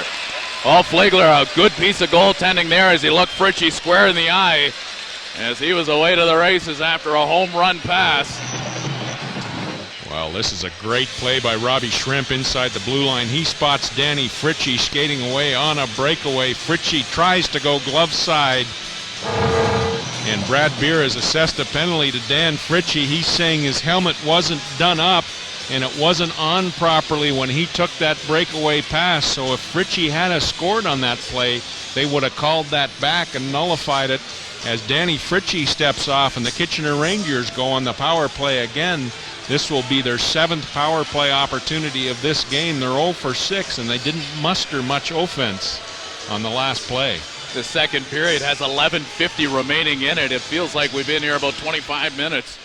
Had a couple of delays as they looked at a would-be London goal that was waved off, and of course to tend to Danny Sabret, who was shaken up earlier in this period. Behind his own net, Mike Richards dashes to the attack. Richard bumps into Brandon Prost, who is there waiting for him, and greeted him at the line with a big check. Clarkson again after Prost. The two of them bunch up in front of the London bench as Richards and Kell come together. We're going to get another penalty coming up here as that shot is wired wide by Vokes. Flegler over to the bench as again bodies are flying all over the place as this series, which has been nasty to say the least, continues in that vein. Well, Trevor Kell comes up on Richards right there, and just for good measure, he takes a little hack at him right at the tail end of this play. We didn't go far enough. That's what caught Brad Beer's eye. Trevor Kell will go off for 2 minutes or less. The Kitchener Rangers have their second two-man advantage in this hockey game. Danny Fritchie has 1:24 left in his penalty, so the Kitchener Rangers have a golden opportunity here to try and crawl back into the hockey game. We'll see if the Rangers can cash in with this opportunity in front of them. Back to the line, Benoit plays the patience game as he volleys the puck around with Craig Vokes. Back towards Azevedo. Vokes waiting for the pass, and he never did see it as Perry again with some good defense. Corey Perry with some very underrated defensive skills. He's made 3 or 4 very good plays defensively in this hockey game. And while we get the chance, it's time for the Fan in the Stands. Brought to you by LondonSource.com, London, Ontario's source for dining, shopping, and entertainment. All right, thank you very much, Leigh. I found some Kitchener fans, Lindsay and Leigh. You guys are brave for being in here tonight. What do you think of the energy in the game so far? The JLC's a lot louder than it seems on TV. Great fans here. All right, now make sure you stay tuned. In the second intermission, Brent Leill's going to sit down and talk with Dylan Hunter. He'll also have the play of the period as well as our segment Inside the O. Back up to you, Leigh. Thanks, Laura, as Azevedo had a great opportunity after a cross-ice feed, but Dennis moving over laterally cut off the chance. Well, this is an outstanding save as the puck goes low post. Azevedo takes the quick shot. Adam Dennis gets across. Key on that play is the fact that Adam Dennis didn't give up a rebound. Dennis has been rock solid in this contest so far. Benoit pulls the trigger, and again, Dennis is right there with the glove and pad in position to absorb the shot. Well, Corey Perry has recorded at least 1 point in each of the Knights' playoff games this year. This series has dictated that Perry gets more ice time because the games are much closer. The first 2 rounds, he was held off the ice in the third period. Benoit back into Richards. Michael Richards closes in. They get it back to Benoit, and he can't trap it at the line, and Fligler's out to help out. As the Rangers' power play quarterback couldn't contain it in the zone. Richards, up the right wing side. He howls from the fans. In full of net, and a sparkling save by Dennis as he robs Clarkson. The feed right on target by Richards. Clarkson in one fell swoop got it on goal, but Dennis was there again. Well, Richards just makes a nice feed high in the slot to Clarkson. Clarkson gets this shot right away, and this is just great concentration by Adam Dennis as he faces his 15th shot from the Kitchener Rangers. He's been the London Knights' best penalty killer tonight. Most of the Rangers' shots have come via the power play, particularly when they have a 2-man advantage. So Adam Dennis, a little bit of an equipment issue, so he gets the straps pulled to his liking. That's just a veteran move. He realizes that they're very short-staffed on the back end, and Mark Mathot and Daniel Girardi have been pulling down most of this shift. He's just giving them a little extra break.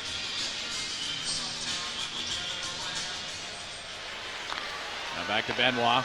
Benoit inside to Richards. Richards having a look around. This time a diagonal feed back to the line. Now a shot by Benoit. Blocked there by Girardi, who's having some problems getting up. Girardi took the brunt of that shot, and he is out there, and he blocked another one right there. A gritty shift by Girardi, who's trying to get back into the play as the Bees are buzzing in the boot a little bit after that.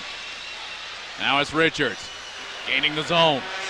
Back to Benoit. Benoit threatened to shoot it. Bolin was there to knock it down. And another pad save by Adam Dennis, this time foiling Richards from outside. Oh, Dennis was feeling it tonight. Great goaltending from Adam Dennis, and a slick little maneuver by Fritchie to maneuver his way in, but the Rangers had the numbers game on their side and take it away from Fritchie on a solo flight that featured a couple of nice moves. Back to the line. This is Lashoff. He'll get it back in as Kell is back on the ice, and he might get a chance out of this if he can just play it towards Bolin, who's out of gas and makes his way to the bench. But again, rock-solid penalty killing by the London Knights. It doesn't get better than that. Now we get Keefe trying to goad Prust into a fight, and he's going to get his wish right here as Brandon Prust and Adam Keefe are going to slug it out in the Rangers zone. The second time the Rangers zone has featured a fight in this second period as Keefe and Prust are trying to get rolling.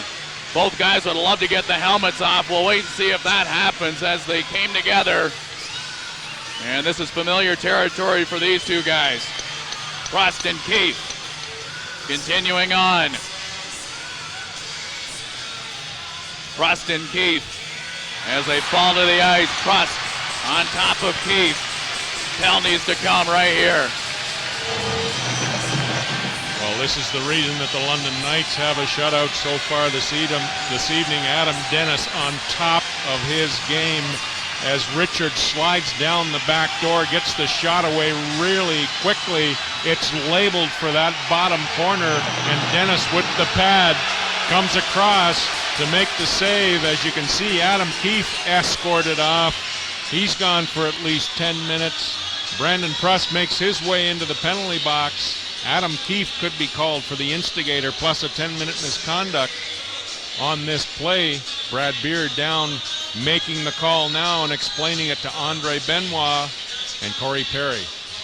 Well, the John Labatt Center has been ignited in here. It started early with solid power play work by the Knights in the opening period, and it's carried on as it's been a pretty feisty game. And Adam Keefe will get the instigator on this penalty, and he also gets 10 minutes tacked on to that, so we won't see him until well into the third period. As you can see right here, Keefe is dropping the gloves as Prust is on the back check. That didn't miss referee Brad Beer's eyes. And as Keefe takes the first shot at Prust, the gloves and sticks start flying, and all of a sudden we have the London Knights going back on the power play. Their second power play opportunity here in the second period. Their 9th of the hockey game. So far this evening they've scored 4 power play goals. So here we go. 8:57 left to go in period number 2. Keefe with the additional 2 minutes tacked on for giving Prust the business before the fight. Azevedo sends it in. Girardi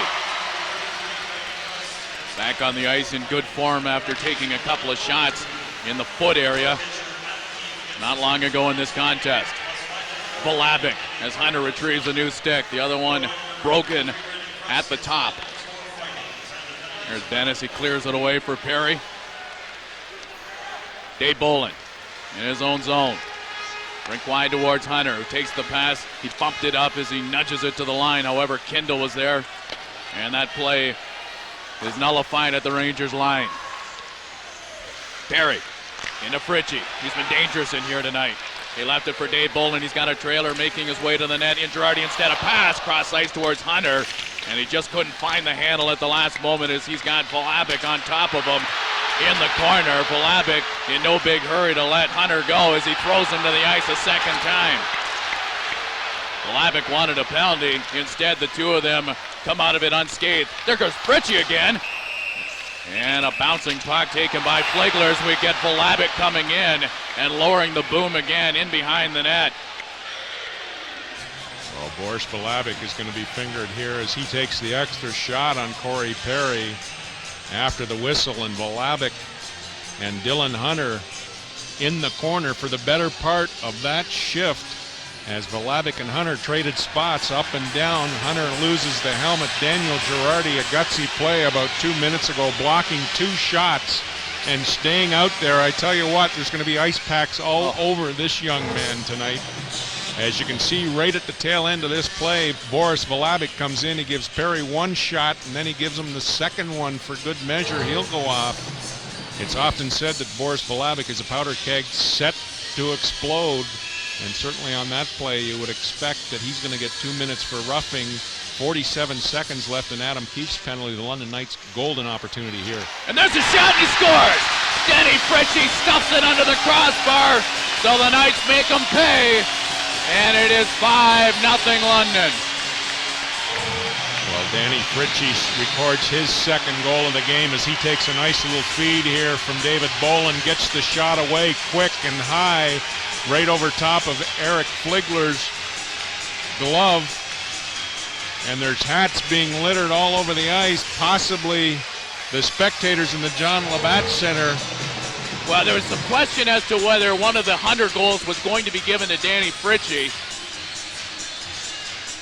And the hats do rain on the ice. Any way you slice it, Danny Fritchie has just recorded a very picturesque goal.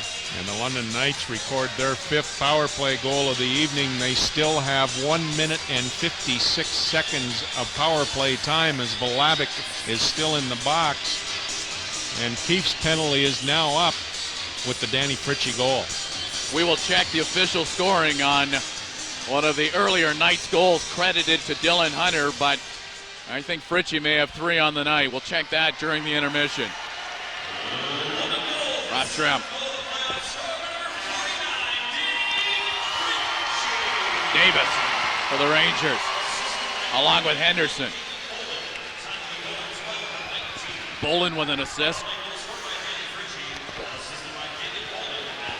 And that is the only helper on the goal. Fritchie again, he's feeling it right now. He tried to cut to the middle, but a couple of Rangers were there, namely Henderson, to relieve him of the puck.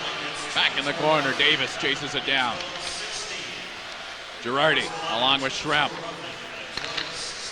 Now Perry in his own zone. Strides his way to center ice before a move to try and get around Henderson. Flagler. He'll sling it all the way down the ice. 1 minute, 5 seconds left to go in the Vlasic minor. 6:46 in the second period. As the Knights, with 3 in the opening period, have tacked on a couple of more here in the second. They go after it. Fritchie, the first man there, surrounded by Rangers. However, the Knights continue puck distribution in the attacking zone. This is Rob Schremp being challenged by Lashoff before getting it in behind the net as he plants it onto the stick of Dylan Hunter. Again, it's Schremp. A pass to Mathot, taken there by the veteran defenseman, and again, Mathot just dumps it in. Perry at the line, winds and fires. Big juicy rebound in front, but it's collected and tidied up by the Rangers with Fraser getting the job done there. Perry. Fast forwards a pass towards Schremp. Now it's Perry. Trying to dodge the checking of Lashoff, who does a good job on him and lays him into the boards. Richard, as the stick is slapping on the ice by Adam Dennis, letting everyone know that Boris Vlasic is about to be released from the box. Matt Lashoff, pressed by Bolin. Coming in is Kel. Kel pursues the puck along with Bolin. The Knights have been terrific on the forecheck in this hockey game. Rob Schremp in front of the net for Kel. It's right there for Dave Bolin, who scores. Right at the doorstep, Dave Bolin had a great opportunity with Flagler not in position, and he roofs it. And the Knights have opened things up here big time. Well, the best option when there are none is just direct it towards the net, and that's exactly what the London Knights did here. And Dave Bolin, the recipient of a friendly bounce off of Fligler right onto his stick. He puts it into the top of the net, and the London Knights now out in front 6-0 on the Kitchener Rangers. 5:25 to go here in the second period. So Dave Bolin adds to the London Knights offense. That is London's first even strength goal of this hockey game. Racing out of his own zone is Rob Drummond. He feathers it ahead. Look out, Thompson, as he was lined up by Donnelly. Now another chance by the Knights. David Bolin, number 5 of the postseason for the Chicago prospect. Kellen Schremp with the assist. As Dennis hangs on. Well, Adam Dennis has been the story in this hockey game. Certainly he kept the London Knights in the game awful early on. He gave the team and the bench a lift early when the Knights killed that 5-on-3 man advantage that the Kitchener Rangers held. Since then, he's made 5 or 6 spectacular saves. Adam Dennis making a bid to be the #1 goaltender the rest of the way for the London Knights tonight. And certainly the #1 star in this hockey game should things carry on as they have. Drummond races towards the Ranger line. Drummond gets it away. That one sails over the net. Another chance here for the London Knights, and Adam Perry coming in, but Fligler there to shut the door. Adam Perry on the ice for, I believe, his first shift of the hockey game. The younger brother of Corey Perry. Well, Matt McCready, the Tecumseh Junior B player from last season, and this year he played most of the season for the Petrolia Junior B Jets, the team that's affiliated with the London Knights. He's going to see some ice time in this hockey game if Danny Severette stays in, and certainly with a 6-0 lead, the London Knights don't want to take any chances with Severette. So you're going to see McCready and you're going to see Ferry pick up some ice time. And some valuable minutes as well for these two youngsters right in the heat of the battle. And there we have Adam Perry. Adam Perry, another Junior B prospect for the London Knights, played most of the season in Petrolia. He's getting another spin here tonight. He saw some shifts Saturday night in Kitchener. Adam Perry with 3 goals in limited duty with the Knights this season. Another shot from the faceoff. That one ripped wide by Thompson. Risk trying to outduel McCready. McCready, a good job to stay with Risk. At center ice, Benoit plays it ahead. It's knocked down by Risk, and Azevedo, the Western Junior B Rookie of the Year a year ago, makes his way in. We're going to get a penalty coming up here as Fligler dashes towards the bench. However, he'll have to retreat as the whistle sounds, and the London Knights are going to be penalized. Well, Daniel Girardi gets fingered here for offensive tripping as he takes John Michael Risk down in behind the net, as Risk is in hard on the forecheck right here. Down goes Risk, up goes Beer's arm. The London Knights will be killing a penalty again this period. The Kitchener Rangers, their 3rd opportunity in the second period, their 7th. Check that, they're 8th in the game. So far, they're 0 for 7. They have to get that on track. Benoit at the line. Good place to start for the Rangers to try and get the power play working, as that one goes into the crowd, into the protective netting, actually. It's out of play. Well, Stephen Ferry, the #1 pick for the London Knights. Of all the London Knights that are rookies this season on the back end, Ferry saw the most ice time. He played for the Richmond Hill Stars minor midgets last season. Off the faceoff, right back to Benoit, who cocks the trigger and fires, but too much traffic in front of the net. And Mathot plays it off the boards. 3:40 left to go here in the second period. The Knights lead it by 6.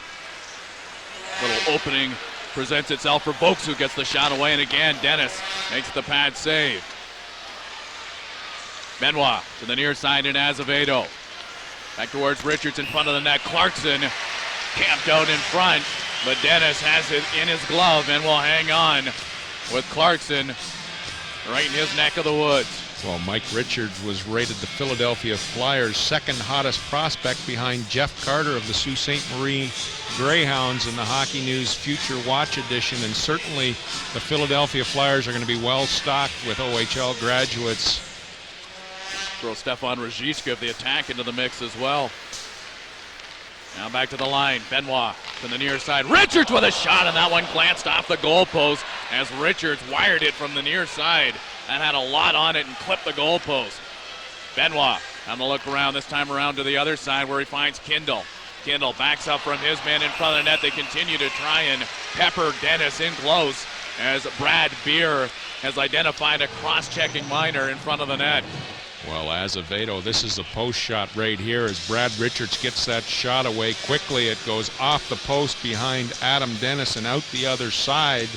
And then down low, the puck comes. Azevedo standing down in front of Dennis. Mark Mathot, a little overzealous in taking him out of the play. Brad Beer catches that. The Kitchener Rangers will get their second two-man advantage in this period. 3 minutes to go, 55 seconds to go in Daniel Girardi's minor. Off the face-off, the Rangers with a great chance to try and get some offense rolling here. Azevedo in the corner. The rookie sets it up to the line. Benoit back into Richards. Back to Benoit with a shot. Screen blast. Clarkson right in front of the net doing a little bunny hop in front of Dennis. And another shot ripped by Benoit. And Dennis scrambling about as he has just been terrific in this hockey game. Nothing short of that. A chance in front for Richardson. Did Dennis get a little piece of that one with the glove, or was it wide? Richards couldn't find the range. Every time it comes Dennis's way, you figure it's a save, but this time around, Richards just couldn't find the target. There he is again, down low, into Benoit, who pinches in. Another save by Dennis. A chance for Bolden to get it out. However, it's trapped at the line and kept alive by Kindle. The Rangers in front of the net one more time. Azevedo right at the doorstep, couldn't tuck it home. Richards again tries to thread one through. Girardi back on the ice, and the Knights have a disadvantage in manpower of just 5-4 now. Mike Richards in the corner. Again, the oncoming man, Azevedo, does not receive the pass. Benoit with a shot. That one grazes the goalpost, but the London Knights absolutely sealing things off in penalty-killing situations in this game. Well, Mike Richards standing in the low post here gets a shot away quick. Adam Dennis comes across. Richards hits the back of the net. It goes off the side, and certainly Mike Richards shaking his head. Adam Dennis has a lot of Kitchener Rangers shaking their head tonight as Richard gets a well-deserved rest over at the Kitchener bench. A 6-0 lead here for the London Knights. They have 45 seconds to kill in the Mark Mathot penalty. Well, Adam Dennis is supplying the Knights with the kind of playoff goaltending teams need if they're going to play for a long time in a postseason. Oh, big check thrown there by Prost as he decks Lashoff. Beer with the arm raised in the air. That looked like a pretty good open ice hit. However, we're going to get a penalty out of it. Benoit gets it into Vokes. Vokes can't get the shot away. The Rangers with an opportunity here. McGrath digs it free in behind the net. Now McGrath sees Vokes making his way in. He can't get him the pass, though, and finally the whistle sounds. Not to play referee up here, but that looked like a pretty good open ice hit by Brandon Prost. Well, Brandon Prost just lowers the boom right here, well, but he did just leave his feet. So he's going to get caught on a roughing or a charging call on this as Prost left his feet. Lashoff being helped off the ice by the training staff for the Kitchener Rangers as he's looking a little bit groggy on this play. And certainly there's been heavy hits in this game tonight, and Lashoff was just on the wrong end of a Brandon Prost hit. Yeah, Prost just came up with the feet a little bit at the point of impact, but enough to warrant the call. Well, we have 1 minute to go here. You'll see right at the tail end of this hit, Prost takes a bit of a hop. Right there, he is off his feet, and he catches Lashoff leaning in. Lashoff takes the bulk of that hit to his head. It's going to be 5 in a game to Prost. Goes 5 minutes on the play, and he'll be escorted off the ice. as the boos rain down on Brad Beer as Prust is escorted off. That was just one heavy hit on Lashoff. Hopefully we see Lashoff back in the third period and he's not injured too badly.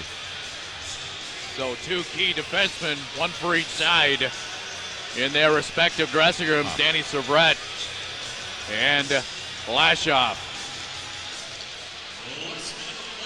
1 minute left to go here in the second period. 5 minutes for charging is the call against Brandon Prust, and the fans do not like the call here. Well, Evan McGrath has pulled down Yeoman's service in this hockey game, and certainly he had a career year for the Kitchener Rangers, and he'll see an awful lot of ice time with 4 minutes and 51 seconds worth of penalty time left on the Brandon Prust call. That penalty could very well spill into the third period. Just 40 seconds left to go in the middle frame.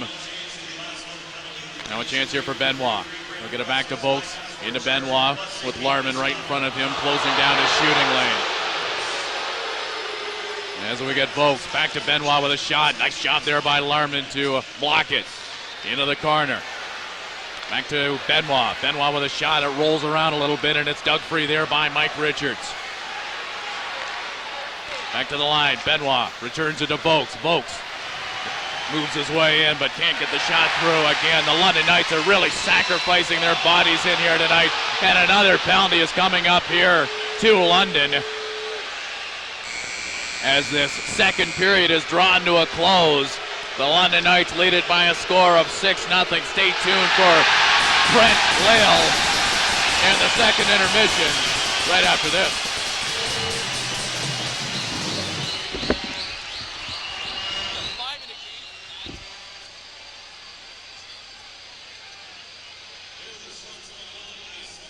Sponsored in part by Velocity Sports Performance and ProTip Sports Corp.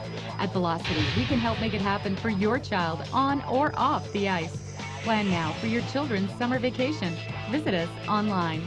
This game is brought to you in part by award-winning Cybertex Design, official web developers of the London Knights. Cybertex Design is also the proud partner of many other high-profile clients. www.cybertex.com. London Knights fans, www.londonknights.com is your source for all your London Knights merchandise needs. You can get everything from hats and mugs to jerseys and jackets. Visit www.londonknights.com and see the wide selection of merchandise available.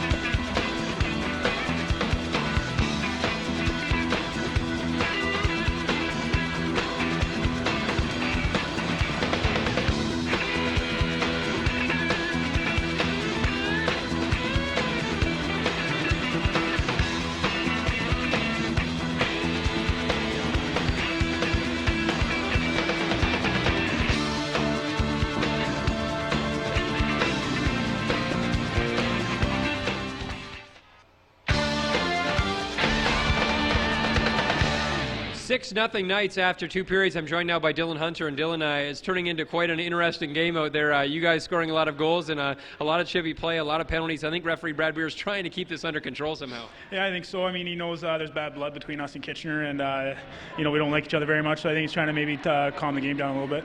As you guys head into the third, you have a 6-0 lead. You got kind of a depleted lineup with Danny Savret out. We'll have more on that in just a few minutes, but you're really down to a depleted lineup. Hopefully no one gets hurt on your side. Yeah, losing Civ, especially since Raj is gone, I mean, we're down on D, and hopefully we just, play our game out and no one else goes down. But you got to give it to Stephen Ferry and Ryan Martinelli and Matt McCready, guys who haven't seen a lot of ice time over the past couple of months of the season, and they stepped it up there on the penalty kill. Yeah, I mean, it's got to be a great confidence booster for them. I mean, especially killing penalties. I mean, they don't do that much, so going out there and doing such a great job as they did, it's just great. It seems like the difference tonight, Adam Dennis has made some huge saves, but you guys are laying it all on the line on the defensive end. Forwards blocking shots, defense blocking shots, really it's like it's Game 7 for you guys tonight. Yeah, it is. I mean, that's what every game should be in playoffs, and that's what we're telling each other before the game. No shot gets through. We're going to block it every time, and ones that do, Denny can get them. All right, Dylan Hunter joining us here in the second intermission. Back with Inside the O right after this break.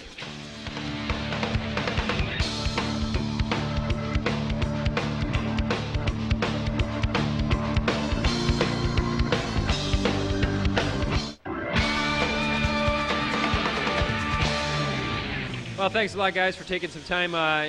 Inside the O, joining me, Leigh Cunningham and Rick Doyle. And guys, we got an update on Danny Syvret right now. It's definitely he's right now. He's very comfortable. He's kind of still a little bit shaken, but he is comfortable. He's probably going to go to the hospital after the game. But right now, losing him for the rest of this game is not so bad. But if they lose him for any more, it's going to be a deadly situation for the Knights. Well, he's one of the best defensemen in the league, and certainly my selection for Defenseman of the Year in the OHL this year. He's just a vital part of this hockey club, and, he does it so well on the ice, but we've talked about it so many times. Danny Syvret and what he does in the community and his relationship with the media and the fans and whatnot, just first rate. Well, it's a depleted rank on the back end right now for the London Knights, but certainly this is a great opportunity for McCready and Ferry and Martinelli to step up and take some minutes and gain some experience from this 6-0 game right now. However, it is valuable time for those three youngsters. Well, let's take a look at another player that's out of the lineup, Josh Beaulieu, due to suspension. He was given a 5-game suspension by the league today. As you see this incident here, guys, maybe you could describe what happens here and how this comes about to be a 5-game suspension. Well, the league has been very consistent on their calls, particularly on headshots, and as you see, Beaulieu gets up, and when he comes down, he comes right down on top of Henderson's head with his stick, and it's reminiscent of what happened last year with Bois and Benoit in Kitchener. And what you see here is Josh Beaulieu out basically for the rest of this series with a 5-game suspension, and I think that's a good call by David Branch and certainly a consistent one. Well, it is a consistent one, and the league has certainly preached and have given down some very stiff penalties when it comes to stick infractions and plays of that nature, so the OHL has remained very, very consistent with that type of thing. Taking a look now at London and Kitchener by the numbers coming into tonight's matchup. Here's how the series looked in the first 2 games. And Kitchener had the penalty kill, 17 for 18. And that was really the big difference, although London's penalty kill was phenomenal as well. The big difference was London was getting the power play opportunities, but they just weren't scoring on them. And tonight, really, it went the exact opposite. London finally figuring out what they had to do. Well, it's too good a power play to stay stagnant for an entire series, and we've seen it all season long. The London Knights can march out some very, very skilled offensive players on their power play, and the Rangers gave them some opportunities. The opportunities have been there throughout the series, but London now is starting to gel on the power play. Well, the thing that would bother the Kitchener Rangers on the penalties that they are taking tonight, they're veteran players, and they're not very good penalties. And what's happening with the London Knights now is they're breaking from behind, so they're gaining some speed through the neutral zone. And what the Kitchener Rangers have been able to do against the London Knights is stack them up at the neutral zone. And in fact, Mike Richards has scored a shorthanded goal last game with that stack-up method with regards to the London Knights running into each other. But tonight they've been able to gain the zone and set up, and they've been awesome on the power play. We know it clicks when it clicks. Guys, just before we move on to the Ottawa-Peterborough stuff, I think the play of Adam Dennis is kind of going to get lost in this score tonight. It's 6-0 in favor of the Knights, but Adam Dennis made some huge saves earlier. Everybody out there is blocking shots, and they're really sacrificing themselves. Well, I think the first couple of minutes of this hockey game may speak volumes about the outcome, because Adam Dennis was absolutely pressed with some early Ranger power play time, and Danny Syvret was there to block a couple of shots. But Adam Dennis, since minute 1, has been rock solid in this hockey game, making countless fine saves, as the Rangers really could have opened the door and given the Knights something to think about with a power play goal or 2 early in this game. Well, the block shots that come back to mind for me right off the top, you mentioned Danny Syvret. These guys have been fearless in dropping down in front of the Kitchener shots. And Daniel Girardi in the second period late, going down twice and taking 2 shots off the top of the knee. That hurts, and certainly Daniel Girardi stayed out there, got it out the shift, but the Kitchener Rangers aren't getting their shots through to Adam Dennis, not all of them in any event, but when they do, Adam Dennis is equal to the task. I think a lot of Knights fans were scared when Daniel Girardi kept going down and blocking those shots. They said they're already a depleted defense. Please, Knights fans, just don't get hurt, Daniel Girardi. He's one of the only guys that got left on the back end. Moving on now to the Eastern Conference, Ottawa and Peterborough. I think this might be a little surprise after 2 games. Ottawa 2-0 lead over Peterborough, although Ottawa has been playing fantastic hockey.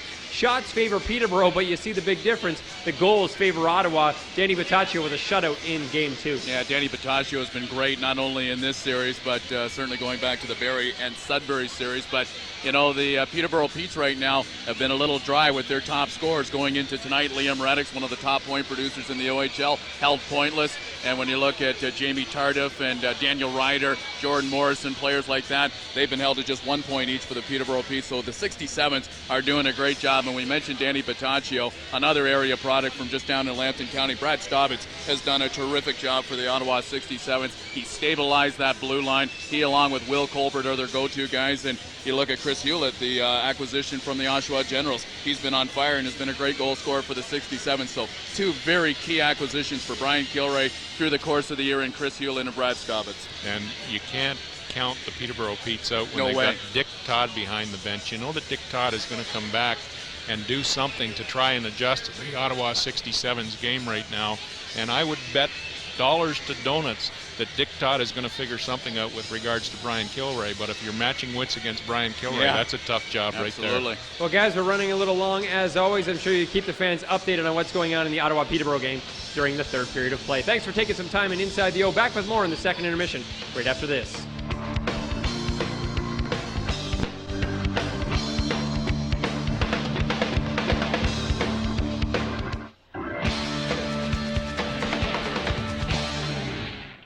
Night 6, Rangers 0 after 2 periods of play. And for a lot of the Knights fans and fans in the London area, this is the Knights team you've been accustomed to all season long.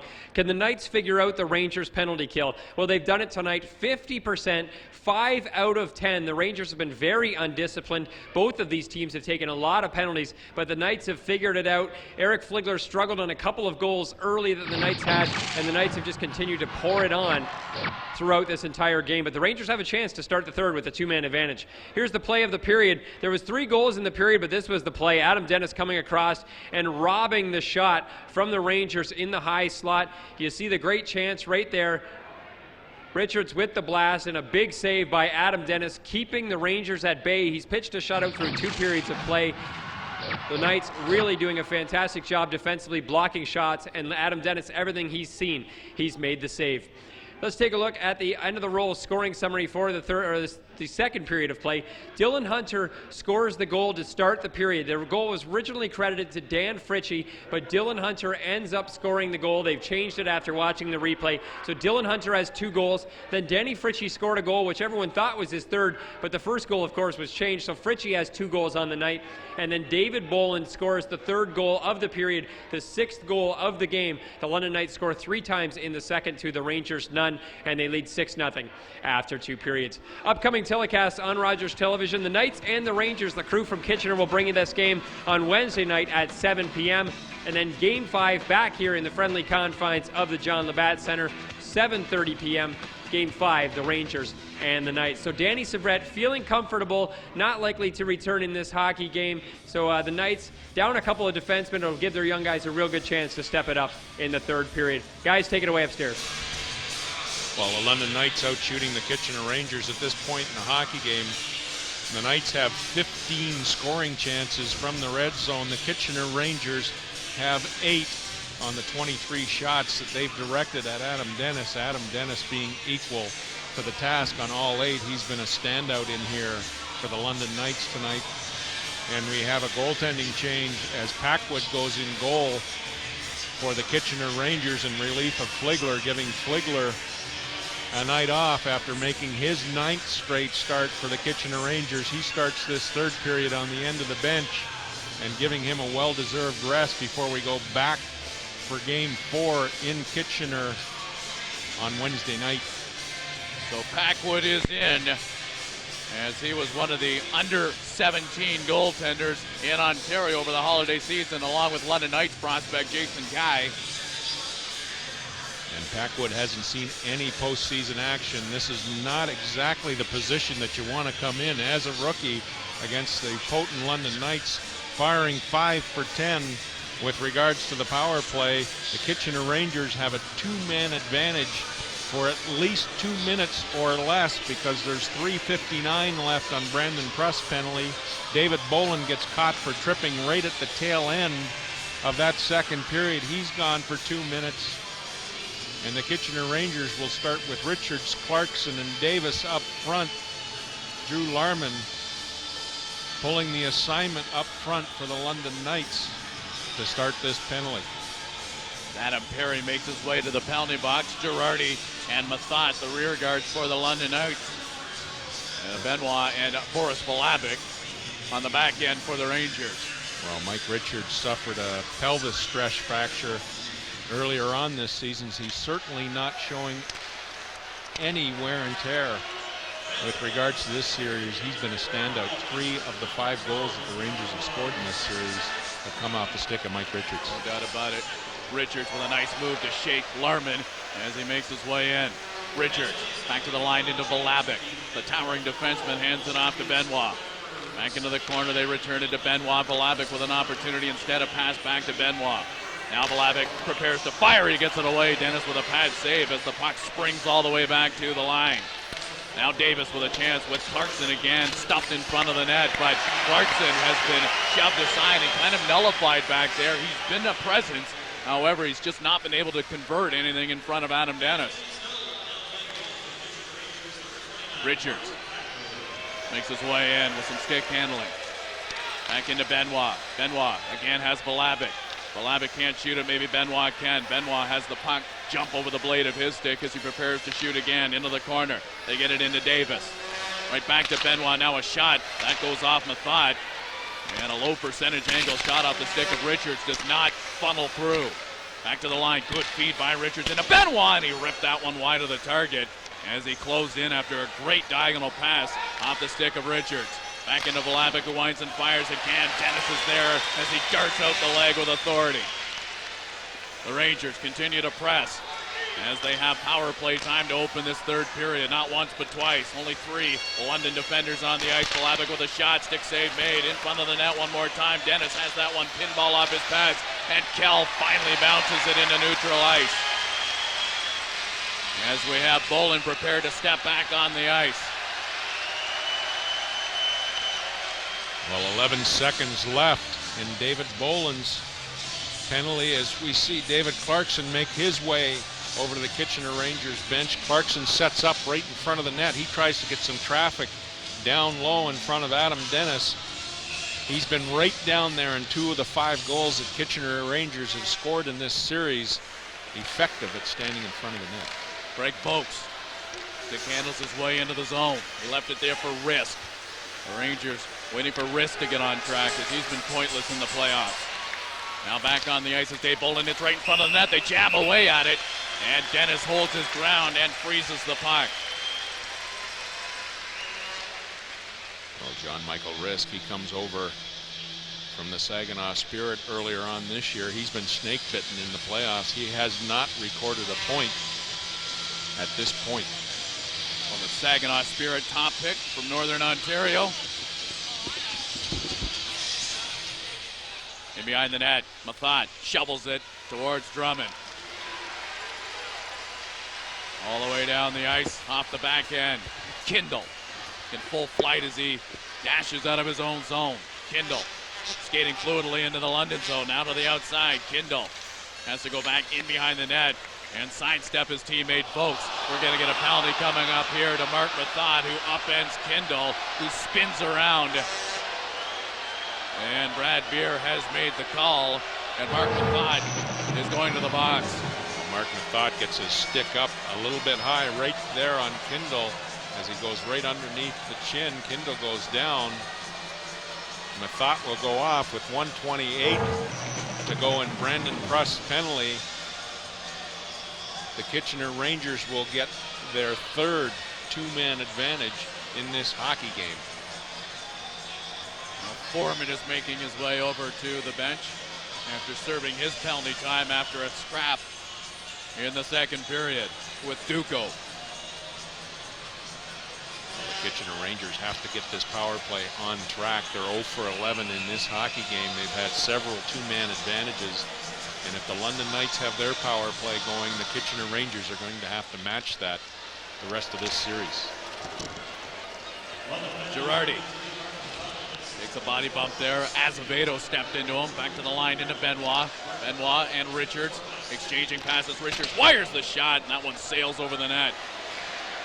Back to the line. Benoit returns it to Richards. Richards again will get a chance to lean into one. Instead of pass, and they score. McGrath slides it between the legs of Adam Dennis, who's protesting. Perhaps a Ranger was in front of the net. However, the Rangers have gotten on the score sheet. Well, the Rangers move it around up high, and then they move it down low to Evan McGrath as the London Knights get swimming around down on the ice. And Adam Dennis down swimming as well. He just couldn't get back in time as Evan McGrath slides it underneath Adam Dennis right here through the 5-hole.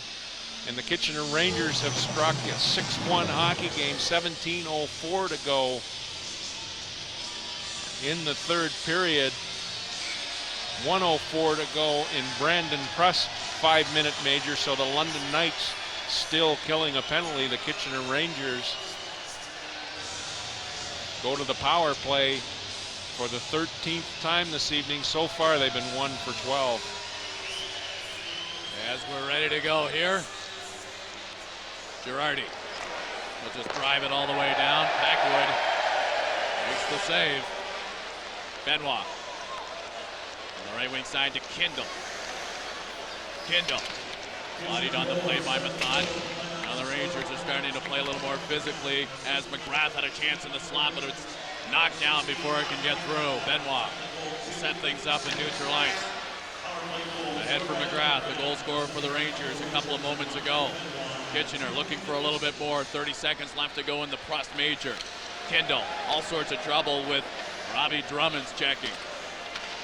Now Kindle can't keep it in, and back to gather it in is Benoit. Andre Benoit. Now to Kindle. Richards at center ice. Trying to spring at Clarkson with a pass. Clarkson turned back on the play as Girardi forced him to the outside. Kindle. Gets the wrist shot away, and that's knocked away from Harm in front of the net. Drummond picks it off, and Adam Perry is on the ice as we're back to 5-on-5 hockey. Haven't been able to say that a whole lot in this contest.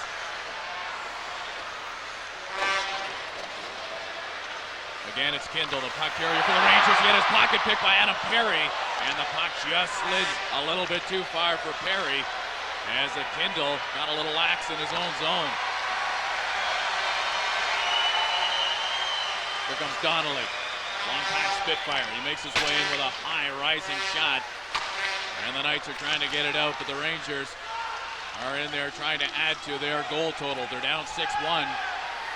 And they're looking for a little more to take back home on Wednesday night. Fraser, headman feed, that misses Applebaum. There's Bolin, he'll send it into the corner. And just a little bit ahead of the play is Foreman. And now it's time for the Fan in the Stands, brought to you by LondonSource.com, London, Ontario, source for dining, shopping, and entertainment.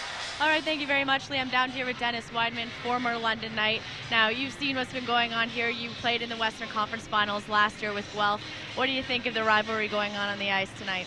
Well, this rivalry's been going on a long time between London and Kitchener, and it's going to be a war. I mean, these guys, Kitchener's a good team, and they got a lot of tough kids out there. And it's if you want to slow down a high-powered offensive like what London has, you gotta hack and whack a little bit.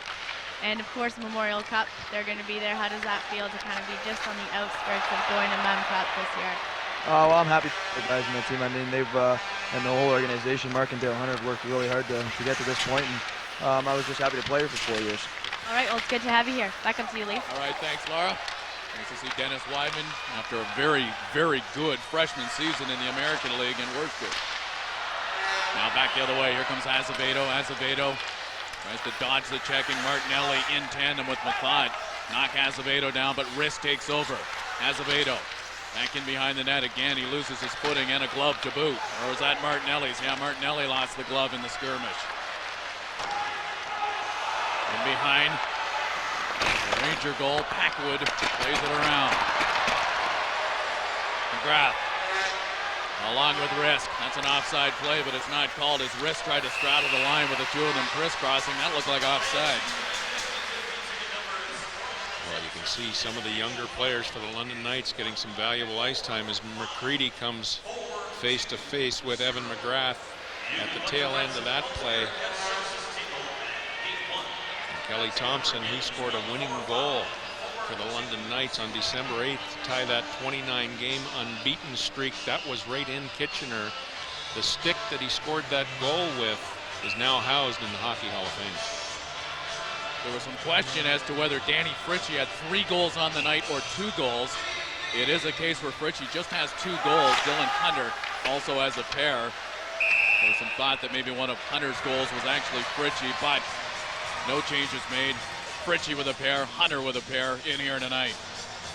Well, Patrick Davis, a sophomore for the Rangers, recorded 50 points in 59 game appearances this year. The Detroit native has an assist in the 2 games against London in this series. Missed a lot of his rookie season, just played a little bit under 30 games last year for Kitchener, but certainly one of their promising younger players. Davis chases the puck down. It's knocked away from him. Good job by Girardi, who's turned in an excellent effort in here tonight. And behind the net, Dennis, another guy who's been very, very good for the Knights this evening. Foreman steers a pass in the direction of Perry. Perry to the outside as he chops it back in the Rangers zone. Benoit was right there to give him a little bump. Another collision in behind the net. Fraser and Foreman. Now Perry will lower the boom on his man as we get everybody once again bunching up in front of the Rangers bench. Kitchener touches, and the Rangers are going to be penalized. A cross-checking infraction handed out here by Brad Beer, and it's coming up to, I believe, Evan McGrath of the Rangers. Well, Corey Perry takes his man out along the boards. I believe that's Davis, and as he comes off the boards right there, Evan McGrath comes up behind him, gives him a cross-check across the back. That didn't miss referee Brad Beer's eyes, and the London Knights will get their 11th power play opportunity of the evening. This has been a penalty-filled game. So far, the Knights are good on 5 for 10 opportunities. 30-29, the shots favoring the London Knights, who lead at 6-1. Rob Schremp takes over for Danny Fritchie in the face-off area. And quickly, Valavic sends it all the way down the ice. Adam Dennis leaving it there. The Knights have an alignment of Girardi, Perry, Fritchie, Hunter, and the puck carrier Rob Schremp. Schremp took a hit there from Valavic, who stepped into him as Schremp cut into the offensive zone. Daniel Girardi going to make his way out, finds a little lane up the middle to chop it off the boards back into Schremp, with Valavic chasing him around the ice. And behind the net, Perry tried to get it into Hunter. However, the pass by Perry was fanned on slightly, but he has it again at the line. Perry, next pass, a dart onto the stick of Schremp.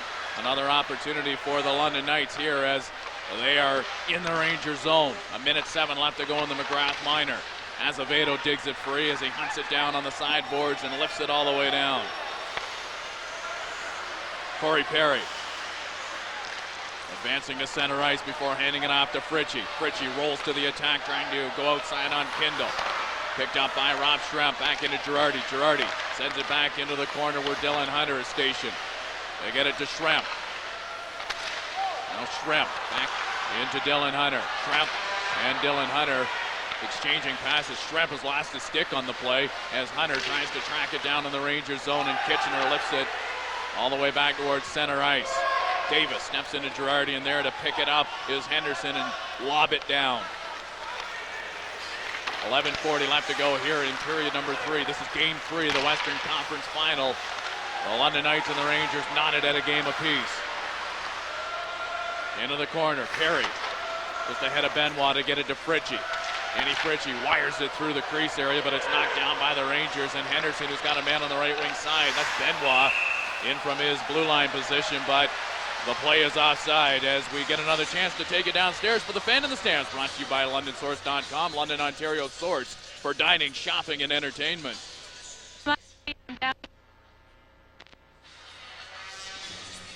Yeah, a little bit more technical difficulty, and hopefully we can resume with Laura in a minute or two.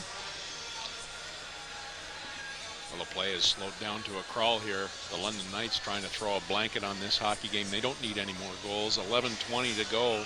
The clock is the enemy for the Kitchener Rangers. Well, I think the Knights are trying to make a further statement defensively here, hold the Rangers to just 1 goal.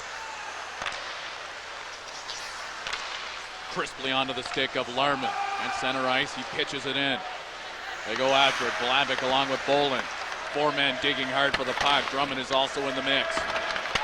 Bolin taken out of the play by Vlasic. It's into Duco. Duco, feed into Clarkson. Clarkson gains the outside as he tries to make his way towards the front of the net. It's right there. Dennis acrobatically being pushed into the net. Was able to make the save. Now we got Dennis with a man in the crease. I think that might be Applebaum, the rookie, who was backed up into the net, and Dennis didn't like it much. Well, space was at a premium down low as Applebaum came together with Stephen Ferry, I believe, was the other players. Clarkson just directs it towards the net. It goes off of Applebaum.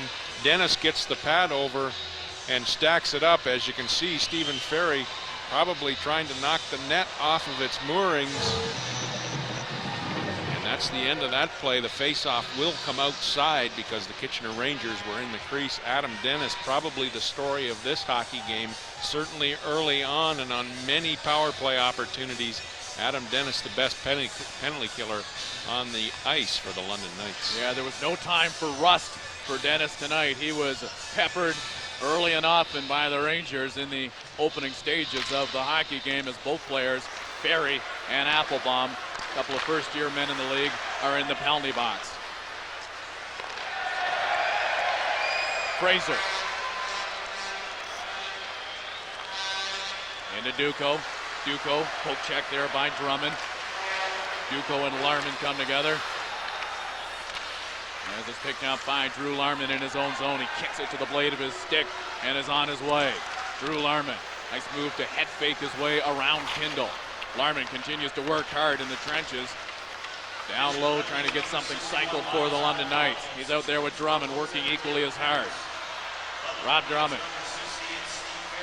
And finally the Rangers gain possession of the puck. Craig Vokes streaks his way in. We're going to get a penalty here. I think the Rangers are going to get caught on a pick. Duco skates right into McCready at the London blue line. You'll see it coming up right here. As you can see, Duco heads straight for McCready. He takes him out of the play, gives the Kitchener Rangers a lane into the London offensive zone. He'll go 2 minutes. The London Knights will have a power play 4-on-3. I think for a minute and 8 seconds or less as Vlasic is being tossed out of the game. He had way too much to say on that play to Brad Beer. Vlasic's gone. That gets rid of another headache for Brad Beer as far as he's concerned. A 6-1 hockey game. Boris can hit the showers early. So Boris Vlasic on his way out as he will get ready for Game 4 coming up at the Auditorium in Kitchener on Wednesday night. We'll see a different Kitchener Ranger Hockey Club on Wednesday night at the Auditorium. You can count on that fact. A 6-1 hockey game. They need to win that one. Rob Schremp glides his way into the zone. He'll get it to Girardi, who gets it back to Schremp.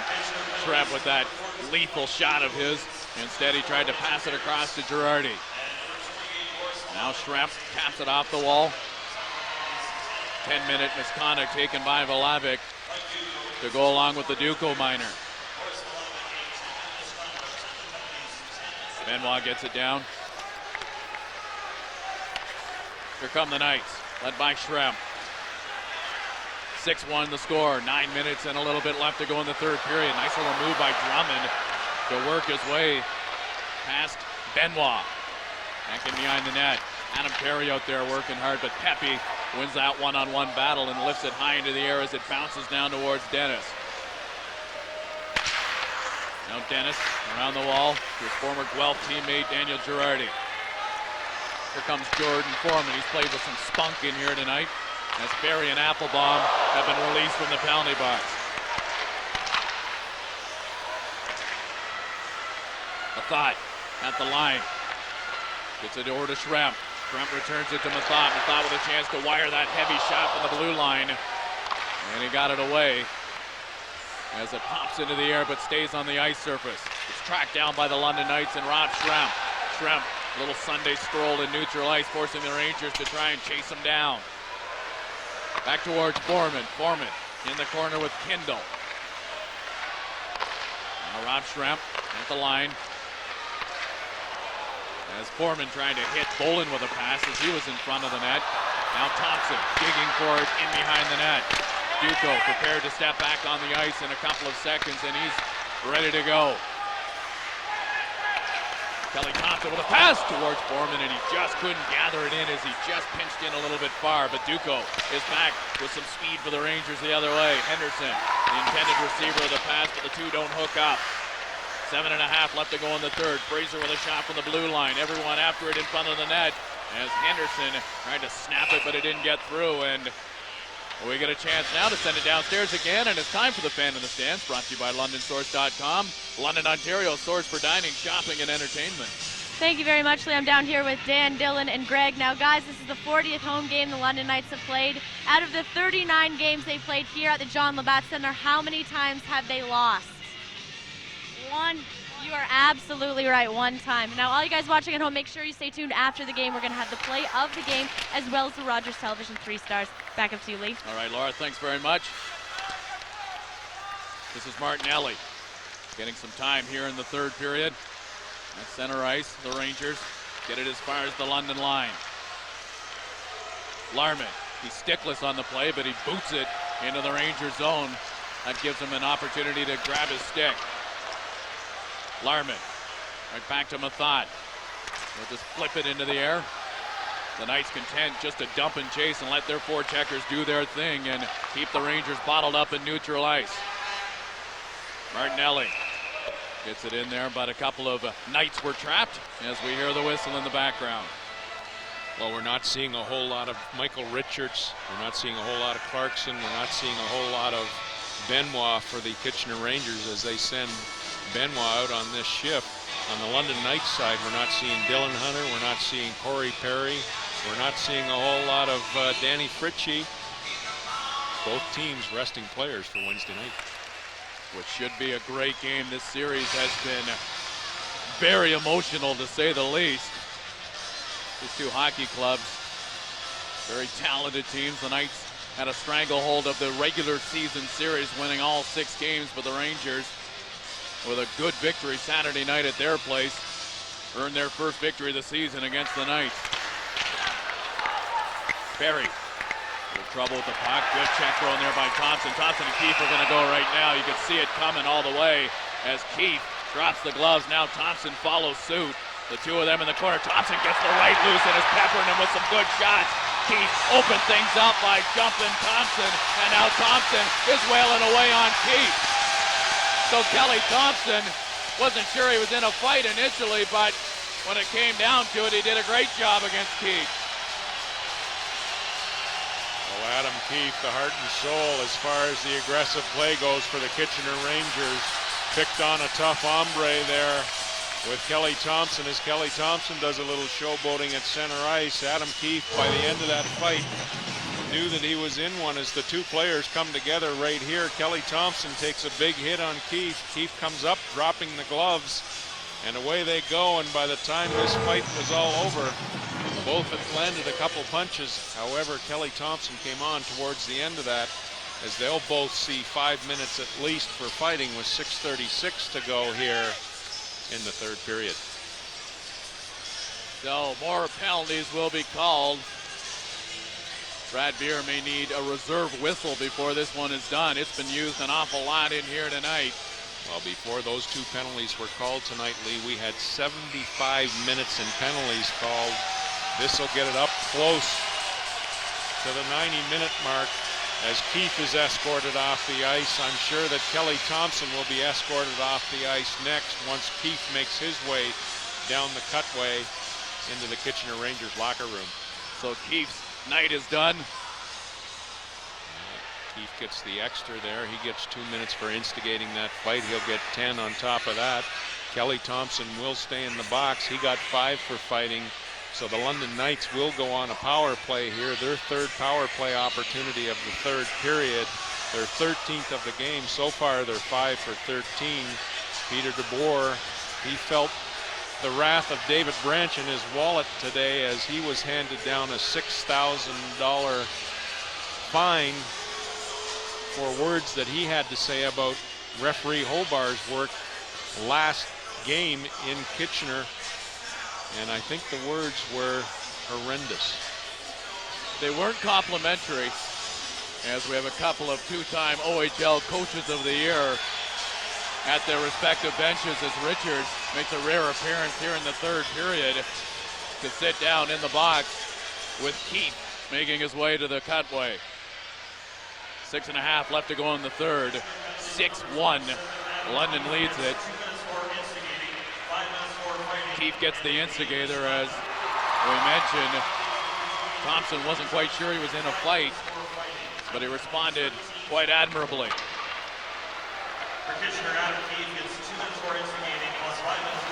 Now the Knights neutralize, get it into Foreman. Foreman trying to make a move around Kendall. That will draw a penalty as Kendall got up a little bit high on Foreman. And these last 6 minutes could take a while to complete. These two teams just flat out don't like each other. Well, Foreman takes an awful shot here from Kendall right in the head as he goes in on the forecheck right there. And at the tail end of this play, Duco comes over. He gives Foreman another little shot. However, I don't believe Duco is going to be called for his shot.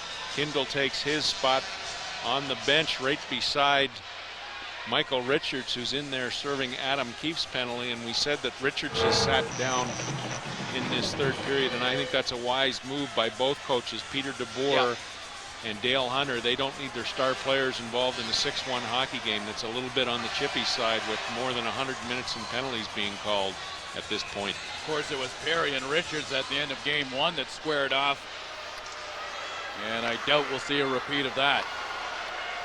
Perry, cross ice now to Girardi. Girardi gets it into Bolin. Bolin with a shot. Packwood with the pad save. All the way back up, but not quite out. Protected at the line by Girardi, who again gets it into Bolin. Now back up high, the London Knights work it defensively between Perry and Girardi. Adam Perry had a chance, but he fired a blank from the near side. Now a chance here for Perry. That one kind of went up over his shoulder, and it was knocked down to the side of the Rangers' goal. 5:20 left to go here in the third period as Perry had a shot labeled for the top corner, but it missed by a whisker. Drew Larman back towards Daniel Girardi. Into Bolin. Rangers trying to keep the Knights to the outside, and so far they've done a pretty good job of it. Went right there, a chance for Bolin, and he just couldn't find the handle after a nice feed by Adam Perry. Back to the line, Perry rattles that one off the leg of Donnelly. Now back towards Perry once again. Into Girardi with a shot. It's right there at the goal line, but it's mopped up in front by the Rangers. Can they protect it? As they are certain of Pepe is going to go down, and we're going to get another penalty coming up here in front of the net as Brad Beer signals that Pepe was knocked down illegally. Well, Drew Larman will go off for offensive tripping here or offensive hooking. You take your choice as he takes Pepe down here as the two players come together right at the tail end of this play. As you can see, Packwood has the puck go back behind him. Andre Benoit, Johnny on the spot to clear that rebound, as the London Knights using a lot of rookie players in these great situations for them to gain experience. Foreman into Drummond. 4.5 left to go here in the third period. Shot right on target. That by Martinelli. Martinelli will step into the shot. He's wide with it. Lafont on the other side keeps it in. Now Foreman with no one in front of the net, and Packwood would just leave it there for Risk. Jean-Michel Risk in his own zone. He makes his way out with a pass towards Azevedo, who had his pocket picked by Foreman. Foreman trying to work hard against a pack of Rangers, and it's in on goal and stopped by Mark Packwood, spelling Eric Fligler in this hockey game. Well, the Western Conference coaches poll voted Andre Benoit the best offensive defenseman third best playmaker. He won the scoring race among defensemen with 77 points, and he was named the overage player of the year. There's not much else this young man could have won this year in this league. First team All-Star to boot, Andre Benoit. Another terrific season for the converted forward and a former first-round pick of the Rangers.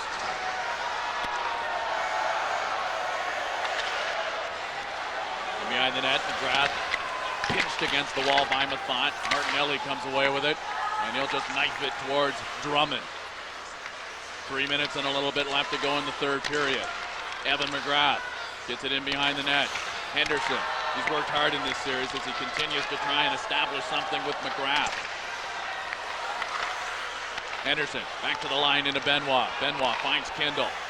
Kindle back to Benoit, who will get the shot away, and Drummond this time around. The Knights have done a terrific job of blocking shots coming from the blue line tonight.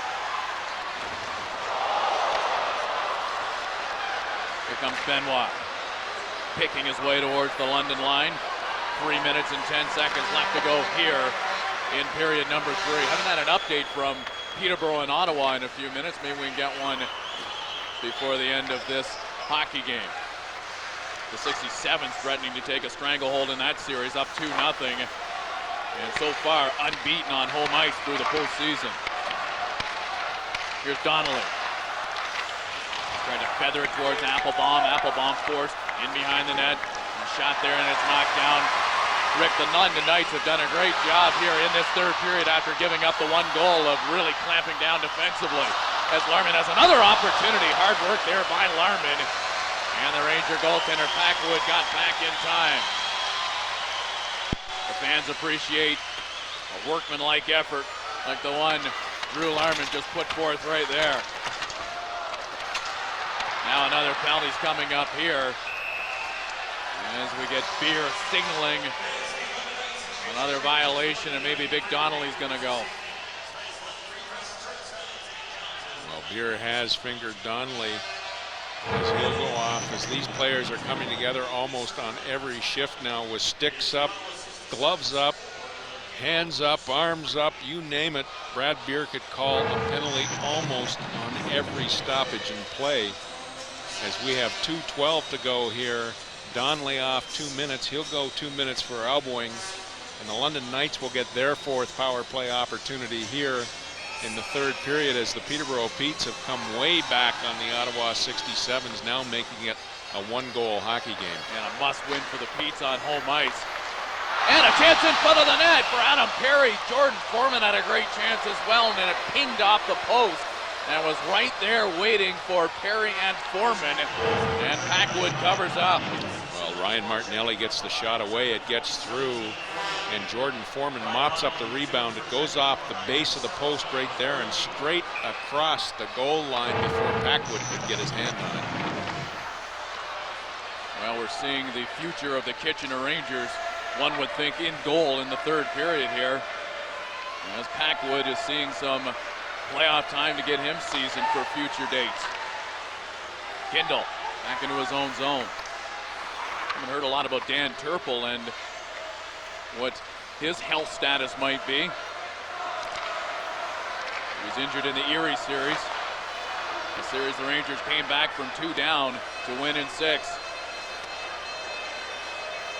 Barry content to burn time in his own zone. He'll give it to Foreman, though, who jumps to the attack. Ahead for Drummond. Drummond along with Foreman and Adam Perry. This unit has played pretty well together when put on the ice here in the third period. Foreman again chasing after the puck. He'll meet with Davis. This is Foreman. What a good exhibition of hustle by Foreman. And finally the Rangers get it away from him with a minute left to go in regulation.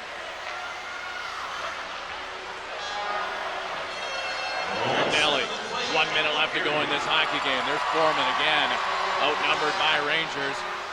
As the play continues on, and Kitchener's Pepe just sweeps it down the ice. McCready back there again. The Knights in no hurry to bring it up ice. The London Knights prepared to go up 2-1 in this Western Conference final against the upstart Rangers. This is turning into a dandy series between a couple of fine hockey clubs. Duco tries to sprint away from Ferry. as the whistle sounds with 24 seconds left to go in the contest.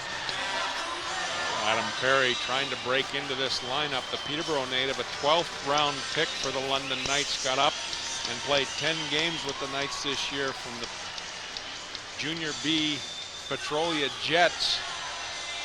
And he's acquainting himself rather well here as he works hard to try and crack this rather talented London lineup for next season. Now Pepe just lobs it in. Adam Dennis back there. I would think he should be prepared to step out as this game's first star, as we get Duco taking a chop from Dennis, and he'll be penalized for that, as Duco is trying to get up on his feet. Well, Duco takes a run here at Matt McCreary.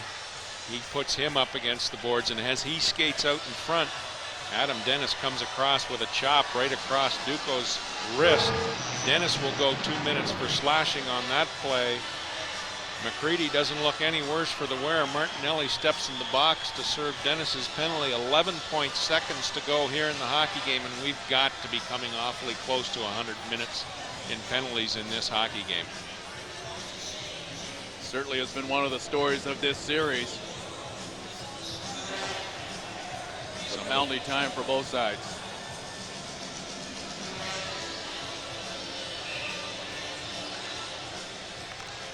Off the face-off. Mere seconds left to go in this one. As Larman tried to move it out of the zone. Applebaum tucked in the corner. He's not going to be able to make his way out, in the London Knights, by virtue of a 6-1 victory here on home ice in an all-important Game 3, have gone up 2-1 in this series against the Rangers.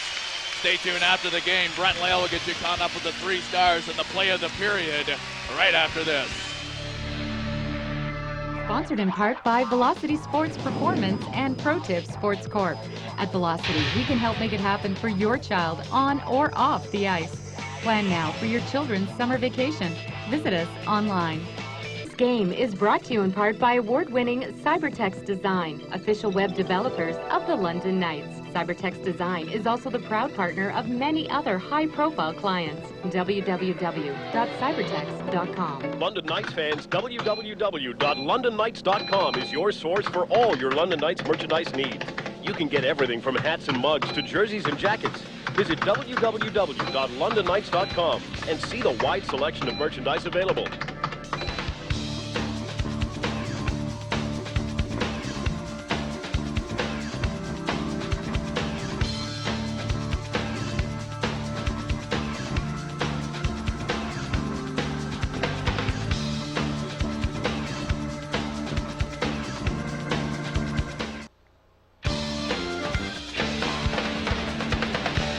Knights win it 6-1 over the Kitchener Rangers, and they take one step closer to winning this trophy, the Wayne Gretzky Trophy, awarded to the Western Conference champion. Knights 2, Rangers 1 in this series. Now, let's get to our 3 stars of the game. These are selected by Rogers. A little different than the game stars. These are the guys we thought really stepped it up tonight. Adam Dennis, 32 saves, fantastic in the Knights net. Dylan Hunter had a couple of goals, as did Danny Fritchie. A lot of members of the London Knights were capable of getting stars tonight. The whole team really sacrificed this evening, going down, blocking shots, playing really, really well defensively. Take a look at our play of the game tonight now, brought to you by, we'll go to the end of the roll scoring summary first for this third period. Evan McGrath had the goal at 2:56 on the power play. Michael Richards and Andre Benoit getting in on the assists. And that was one of the big stories tonight, was the Knights power play really dominating the Rangers power play, really, really struggling. Our Reach Heritage Homes play of the game tonight, it's going to be a save by Adam Dennis. It was a 5-on-4 situation here for the Rangers. A great chance by Mike Richards, the captain of the Rangers, and Adam Dennis really stepped it in, slid the pad across. A great play here. One of the 32 saves on the evening for Adam Dennis, earning him first star honors here on the Rogers telecast. The storyline of tonight's game coming in was the Knights' power play. Can they figure out the Rangers' penalty kill? Look at the amount of opportunities the Knights had. 5 out of 14 on the power play, and that was the big difference. They scored 6, 5 of those on the power play. But don't think it was one-sided. The Rangers had the same amount of opportunities and only capitalized once. 5 times the Rangers had a 2-man advantage, and only 1 time did they score a goal. The next game on Rogers Television, the crew from Kitchener will bring you the Knights and Rangers, Game 4 of this series at 7 p.m. from the Odd in Kitchener. Game 5 will be back here on Friday night at 7:30 p.m. at the John Labatt Center. If necessary, a Game 6 would be in Kitchener on Sunday evening. For the rest of the crew of Rogers Television, I'm Brent Leigh. Knights win at 6-1 over the Rangers.